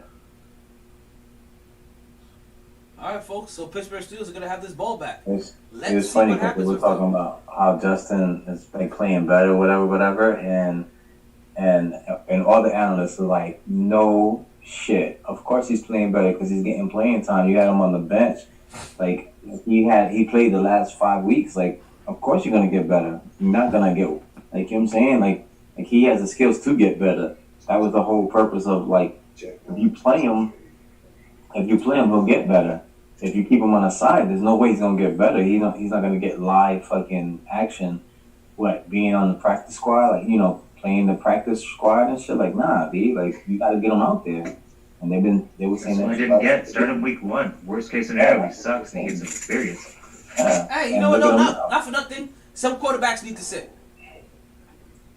Yeah, but not him. You just can't throw him. Who, Justin Fields? Yeah, he's how good is he with this game? Y'all watching it? Because I'm not watching. Yeah, he just keeps I didn't watch this whole game. I've just watched the last 5 minutes of this game. What's the numbers though? What's his numbers? Shit, he just had a 2-minute drive. He just did a 2-minute drive and scored a touchdown. Yeah, I just watched his last. I've only seen this play so far, and in this play, he looked pretty damn solid. He looked comfortable, yeah. He looks comfortable out there. But this is also the last. Like, this is also hurry up offense. End of the game. Yeah. So I can every shot. So yeah, he was throwing it. But during the game, he's not good. But he's not good. He's not gonna survive in the league. I'm gonna tell you that right now. Yeah, it looks like he will. 15 for 25, 268, and 8 runs for 45. Yeah. And they were losing, I think, like 16. It's not because he's not good. It's just because he's not healthy. He's not healthy. Y'all understand he's coming. I know everything about this person that you want to know. He's a mediocre talent at best at playing quarterback, but he has athleticism.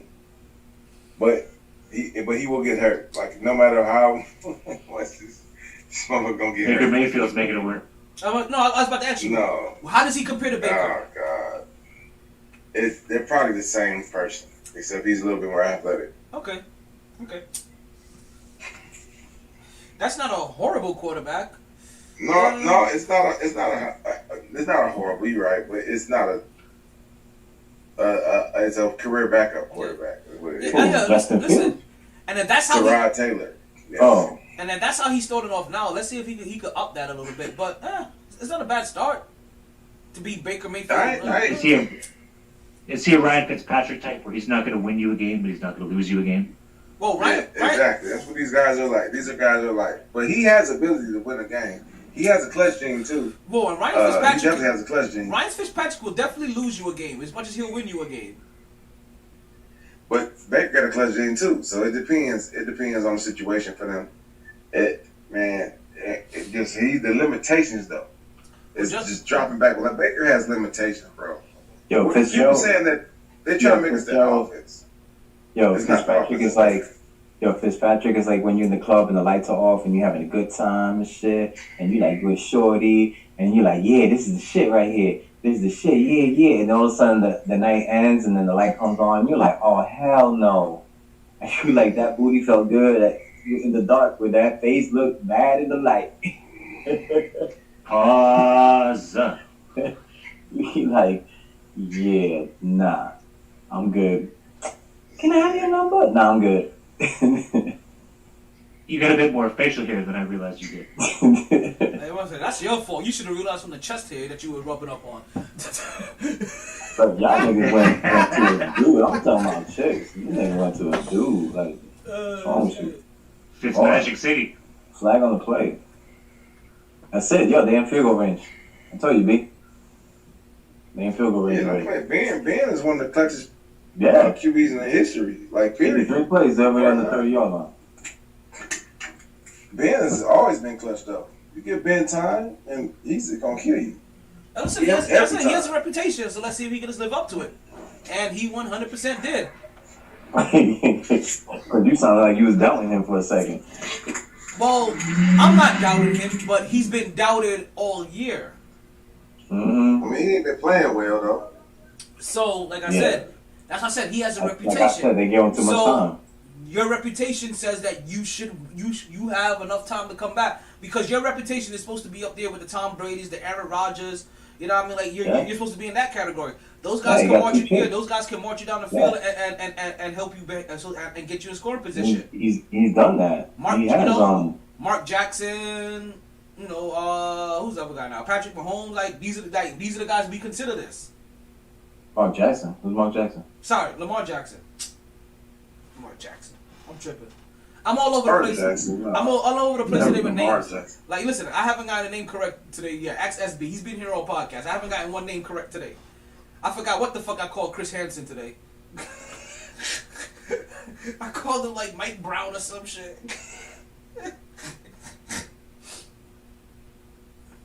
SB was trying to set me up, fellas. This one of you guys know. Mike Brown. Yo, yeah, SB trying to set me up. SB was like, yo, you should go hit up this TikToker, and yo, maybe like she can help with some blah blah blah blah blah. And I was like, I don't know who the fuck this TikToker is.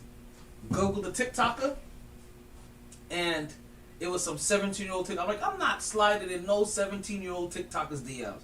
Like, you ain't trying to get me set up here.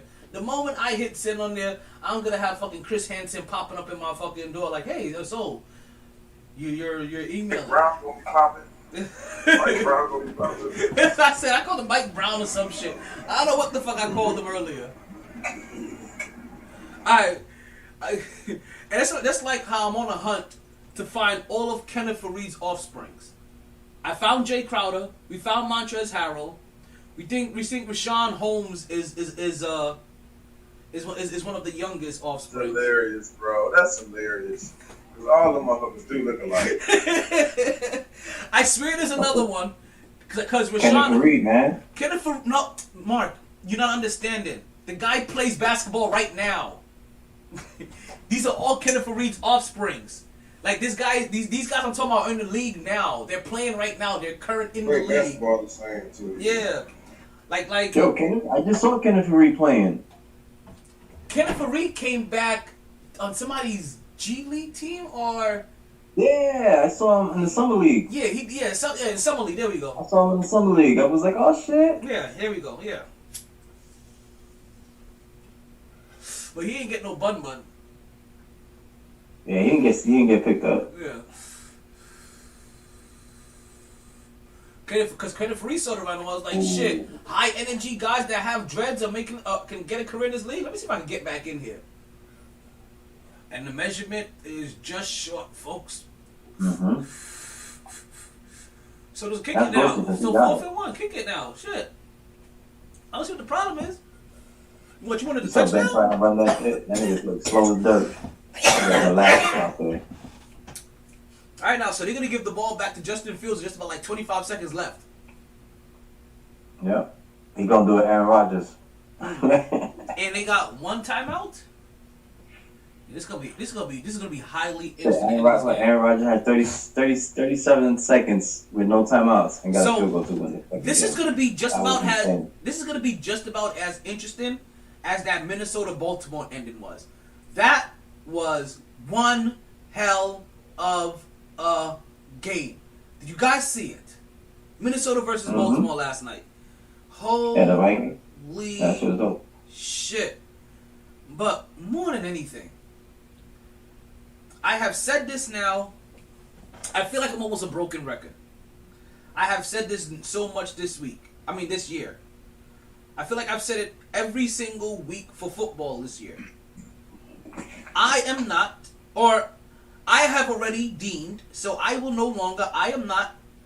betting against Lamar Jackson in the regular season. He has turned into that player for me. In the regular season, I understand I may get it wrong 4 or 5 times. I think I'm okay with that. I think I'm okay with getting it right 12 to 13 times out of 18.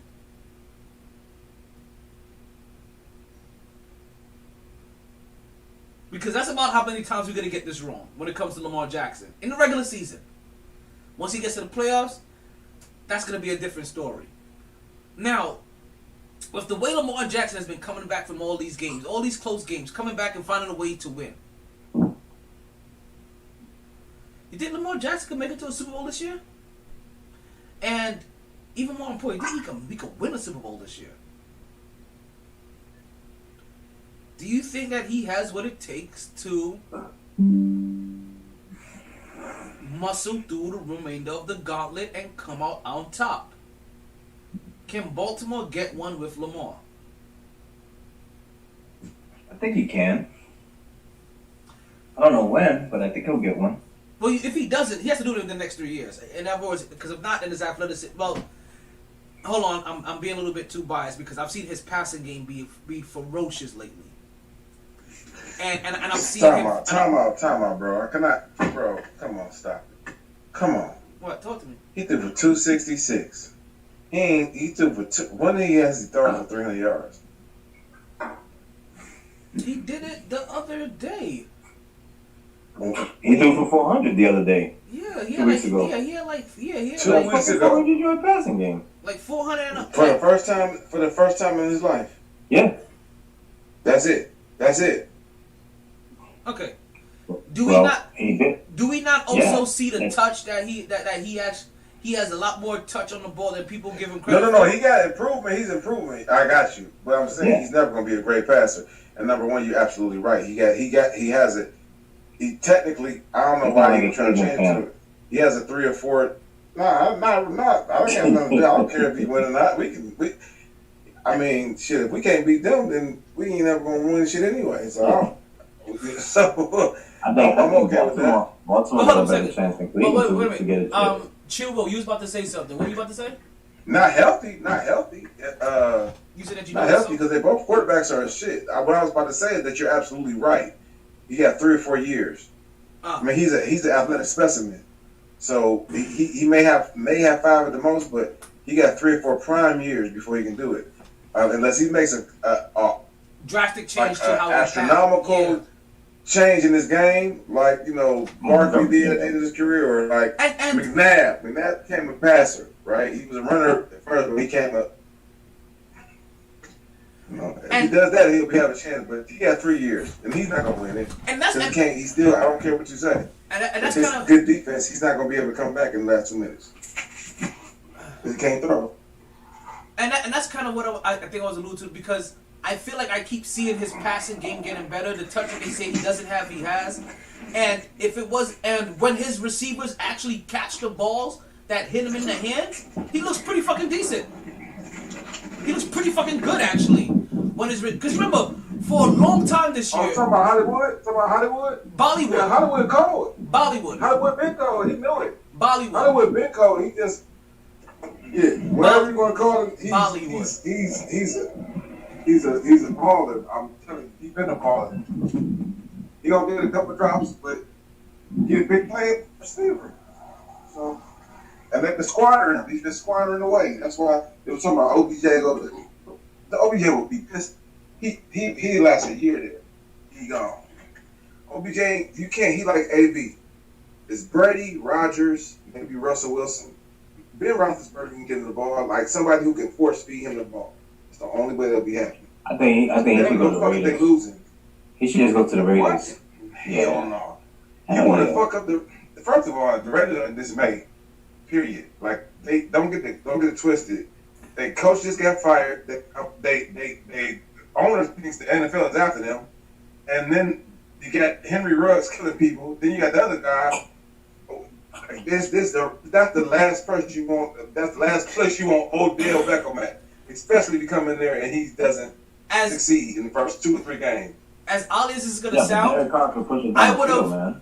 Listen, as odd as this is gonna sound, before we found out everything, I would have felt a lot more comfortable if Odell Beckham was going there when John Gruden was there.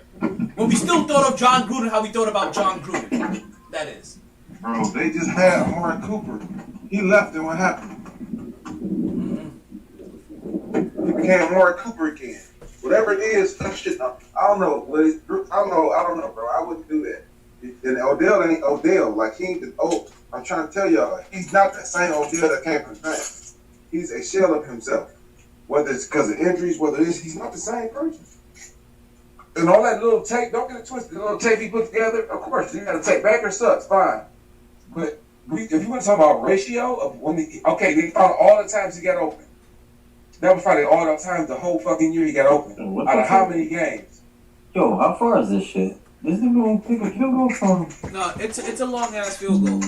Oh, 65. Yeah, because I thought you said it was 30. Nah. That's 40. That's 50 something. That's not shit. Wait. Let's see. Wait, you guys are ahead of me. Oh shit. Let's see. It's going. Shit. And crossbar, and it's no good. Yo, hit the crossbar from 65, yo. Hey, listen, we've seen a 65-yard field goal this year, haven't we? We saw 67. Yeah, Baltimore. Oh my God, Baltimore has caught and that's what I'm asking about Baltimore, because Baltimore has been winning some games with that kind of luck and I don't know. It looks like the way that that team that makes a championship run. These are how they're getting some of those wins. Like, damn, they won off of that. Damn, they got this win there. They won here. It still doesn't look like this could be a championship run for them. The way they're getting some of these special and lucky wins. Last minute wins, last second championship, wins. That sounds like a championship run to you? Or is it going to run out? No. But you know what I mean. I know what you're saying. Those are those games that like teams that when they win, they normally have some of these little special games where they had a 67-yard field goal to help them get this. You know what I mean? They had a comeback win from there. They have all of these little weird or special you know, there's some of them even be called lucky moments because you need sometimes luck to be successful. You have to position yourself right. You know what I mean? To be lucky. You know, so teams like that, teams when they win a Super Bowl, they normally go through a lot of those moments. And I feel like Baltimore. That's why in my head I'm thinking, damn, is Baltimore gonna make a run this year? Because they're having a lot of moments. They're having a lot of moments where they shouldn't have won, but they are finding ways to come away with victories. Yeah, they only lost 2 games. They're looking special. Well, and I guess I already said, like, I'm not going against Lamar during the regular season. I refuse to anymore. And he's doing his stuff. Yeah, I don't know. When the playoffs get here, it's a proof. He's gonna have to prove it to me in the playoffs. He's proven it to me in the regular season. He's one of the toughest people to beat. He's not an easy out in the regular season. Now that means that you're gonna make it to the postseason on a regular basis. Show me you can be that guy in the postseason. You think by the time he gets there, he's so exhausted mentally? Like he needs to get one. You know what I'm saying? Yeah. What's that? He is autistic, so yeah, I agree. What's that? He is autistic, so yeah, I agree. What happened? What do you mean? I missed the comment. Yeah, I said I agree. He said, will he be mentally drained or something? Did you ask that? Oh, that's what he Yeah, asked. I said you think I agree. I think the playoffs gets to him because it's such a long season, and he's mentally drained by the time. Like he has to learn how to keep his mental up. You know what I mean? Oh, okay. Instead of putting so much pressure on yourself because it's a playoff. You know what I'm saying? He's autistic. When you're autistic, you can't. Yeah. Word. Yeah, that's definitely true. And with that, I didn't know that shit. He's autistic? Yeah, he's autistic. You look at him when he finishes a game, when he takes the helmet off and looks at the camera. It's fucking autistic to me. You know what? Sorry, B. I tried. Yes, folks, it's been 3 hours. Thank you, guys. All the bandwidth in the world couldn't keep me contained. No lag. Chill, Will. No lag. SB. Appreciate you all share coming my through. talents with Podbean Live. Always knew I Golden would State take part is there. taking this. Golden State at 5. That's what you gotta watch out for. Audrey, thank you for coming through. Last of the real gathering. Golden State? Yeah, Well, I told everybody that. Maybe not the last. That's what Lake might have a problem with. They just Got didn't draft. like Nigga Kamunga? Oh my God. You, The nigga Yeah, he ain't ain't playing that, though. my T I'm just telling podcaster. that squad with Clay coming back. Thank you for coming through, SB. And their first round draft pick. He's not even I back said this yet. 2 years Last ago. That call was for it. drinks. Now I said this 2 years ago. I said when they get healthy, they still a super team. Yeah. So They got like they're top 5 picks. They got Is 2 Big top Man 5 playing picks. right now? casino got a buffet breakfast. I don't know. Now, he's Is White playing. Man? Come on. He's right. I don't think White Right, Man that's what I'm is yet. saying. That's what I'm saying though. So he's got 2 people to add. That's the luckiest shit I've ever seen for any team. Ma! And the dynasty they had. They had that dynasty and they were like Oh, a couple injuries. yeah. Then we get some top picks. Bonus reel, bonus reel, bonus reel, bonus reel, bonus reel, bonus reel. Yeah, if he can, Golden State gonna be a problem. Yo, They young too. remember They what? got a good mix. Do you remember the guy that we talked about at the beginning of the season that we was gonna keep an eye on? SB should know. Mark should know. I knew Jalen was gonna be the best. Like I said, Brian fucking Shaw, coached these guys. Him and Kamunga, and they said these are the 2 top players in the. He's like, okay, I know you. I hope. Come on, but what is he? A forward? He's a small forward. Small forward? Yeah. Like he would Golden State? Didn't Golden State pick him up? If I'm not mistaken, I did wrong. They had the 5th pick. I think he went 5th. But I was pissed because they how do you not pick Devin Green number 1? It's a travesty. He went to the league and against men, he averaged 20 points. That tell you right there what he got. Like he's It's Detroit. a child. Like Detroit had a chance to get Melo and they didn't do it. It's fucking Detroit, B. That's what they do. That's ridiculous. That's what they do. I don't know. And I understand he's athletic. He's kind of like, I don't really like him. Like, I don't know. He reminds me of. I didn't think he like. For me, I didn't think he was like clear number one for me. Nah, it wasn't. It was a clear number one with Jalen Green. I watched it too. Brian Shaw said, "Man, he's like Coke." He says he's the closest thing I've seen to Coke ever. When somebody tell you that, that's serious. Talk about a guy who was right there by Kobe. Who? Brian Shaw coached him in the G League. Both of them. And he said, these are the two best players coming out in the top of the draft. Like, these are the two best. I mean, Who you say? Green and who else? And Kamunga or whatever. I think I may be fucking up his name, but I don't know his whole name. But he said those are the two best. Yeah, Kaminga, yeah. Yeah, he said that. Wait, isn't Kaminga in Philly? No, not Philly. Where is he at? He's in Golden State. Ain't he probably in Golden State? I could be wrong. No, he is. He's in San Fran. Is he? Oh, okay. Yeah, but he hurt. So He hasn't played yet. The thing is, though, Golden State get healthy. Yeah, Wiseman. You got probably maybe the third, fourth best player in this year's draft.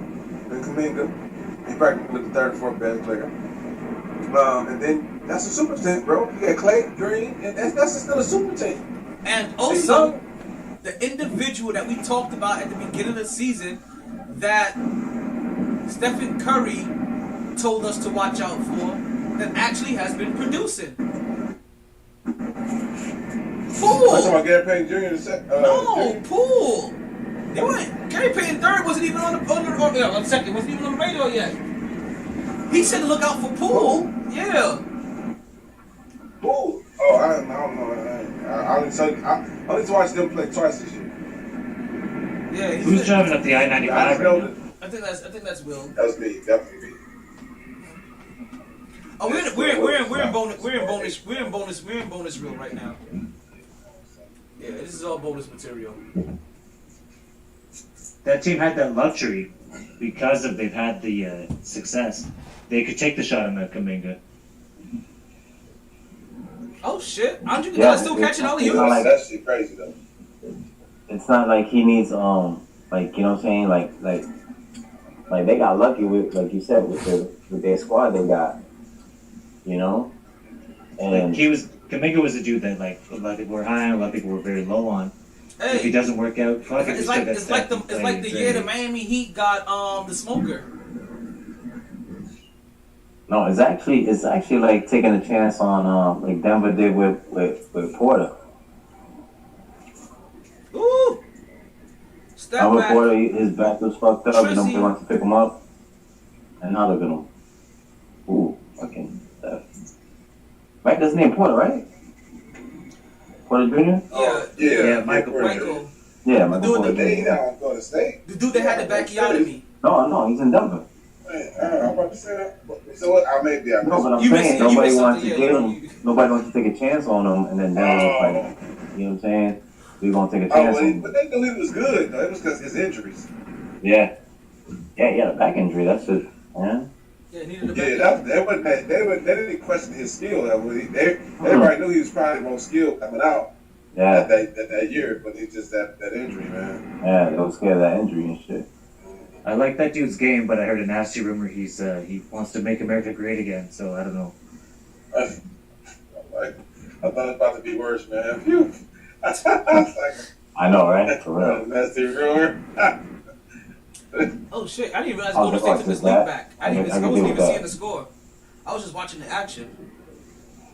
Well, the thing about Wiseman is like Wiseman, healthy Wiseman. He gonna be an all-star. He gonna be a problem. Yeah, and you can't go to state a legit big man. They've never had that. They still got the same cast in their prime. But you know what's crazy though too? What crazy is Wiseman. Like he got like a little J, and with these guys around him, fucking, my bad, yo, fucking Curry, man. I think he was an opportunity to wear the number 3. He could have been 3 wise men. That's funny. Shit, crazy. But look, I know the Wiseman. You put him on that squad. Yo, John, Because put he's the still Golden like, State game on, man. I got to go to State Orange. It's just lurking right Curry's now. doing some shit. Fucking Steph on. right? Steph B. He's fucking off the chain, yo. I don't He's like athletic too. He's athletic like who? You don't like who? home teams wearing their away jerseys. It confuses me when I'm watching the game. It's my court. No, it's not. No, it's my court. You can't see Steph Curry. You don't Why does know every who team you need to have 17 different jerseys now? I don't Yeah, care for that they real. have that. They But got I even colors that don't go understand. I even with their understand it. fucking- It's just when they don't wear a white jersey, and I'm watching Atlanta with a white jersey on their thing. I'm thinking Atlanta's on offense when they're on defense. You seen the Miami Heat jerseys look like your grandma's quilt? The different No one numbers. thinks that, man. Except you. That's advice. Listen, there was at least 2-3 I plays. always hate the fact. I thought it was. I always hate the fact Huh? that the home team wear white. I know the dumbest thing I've ever heard. Like, how our best jerseys are color jerseys? Like, we supposed to be able to wear our best jerseys I at get home. that too. And typically, the white is just a dull shit. So, it's to hate it. No, see, You can't even, buy it even, because no, you're gonna spill yeah, even that where barbecue sauce on it at the game. even that part I understand where because like you have more variety with the colors and that way, so you want to present that to your home team instead of always giving it away to the away team. It just fucks with me still. That as I'm watching Atlanta on offense, I'm thinking it's Golden State. But like I said, What's even more dumb? Is it more dumb is when my team is red and your team is like yellow? We can't wear both our color jerseys. I just get so mad, like, bro. We have a whole different damn color. I seen the Bulls wear green in Boston on St. Patrick's Day. Yeah. Yeah, I remember that. I don't know what's up with Milwaukee wearing that blue. That shit is ugly as fuck. They should just get away with it all and be like, you know what? Wear whatever fucking jersey you want to wear that day. Just as long as it ain't both the same color. Thank you. That's it. Like home team, you determine what color you're gonna wear. Away team, you adjust accordingly. Thank you. That's what it should be. At least the have a Raptors were white- the only purple team for a while. He's not gonna do it, is he? Except Charlotte.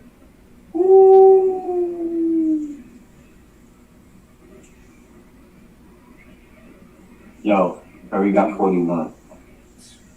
Alright. And it's only the end of the third. I know. Alright, so listen, fellas, I'm gonna cut all bonus reel because it's still cutting into a lot of my bandwidth and I'm trying to finish watching this game.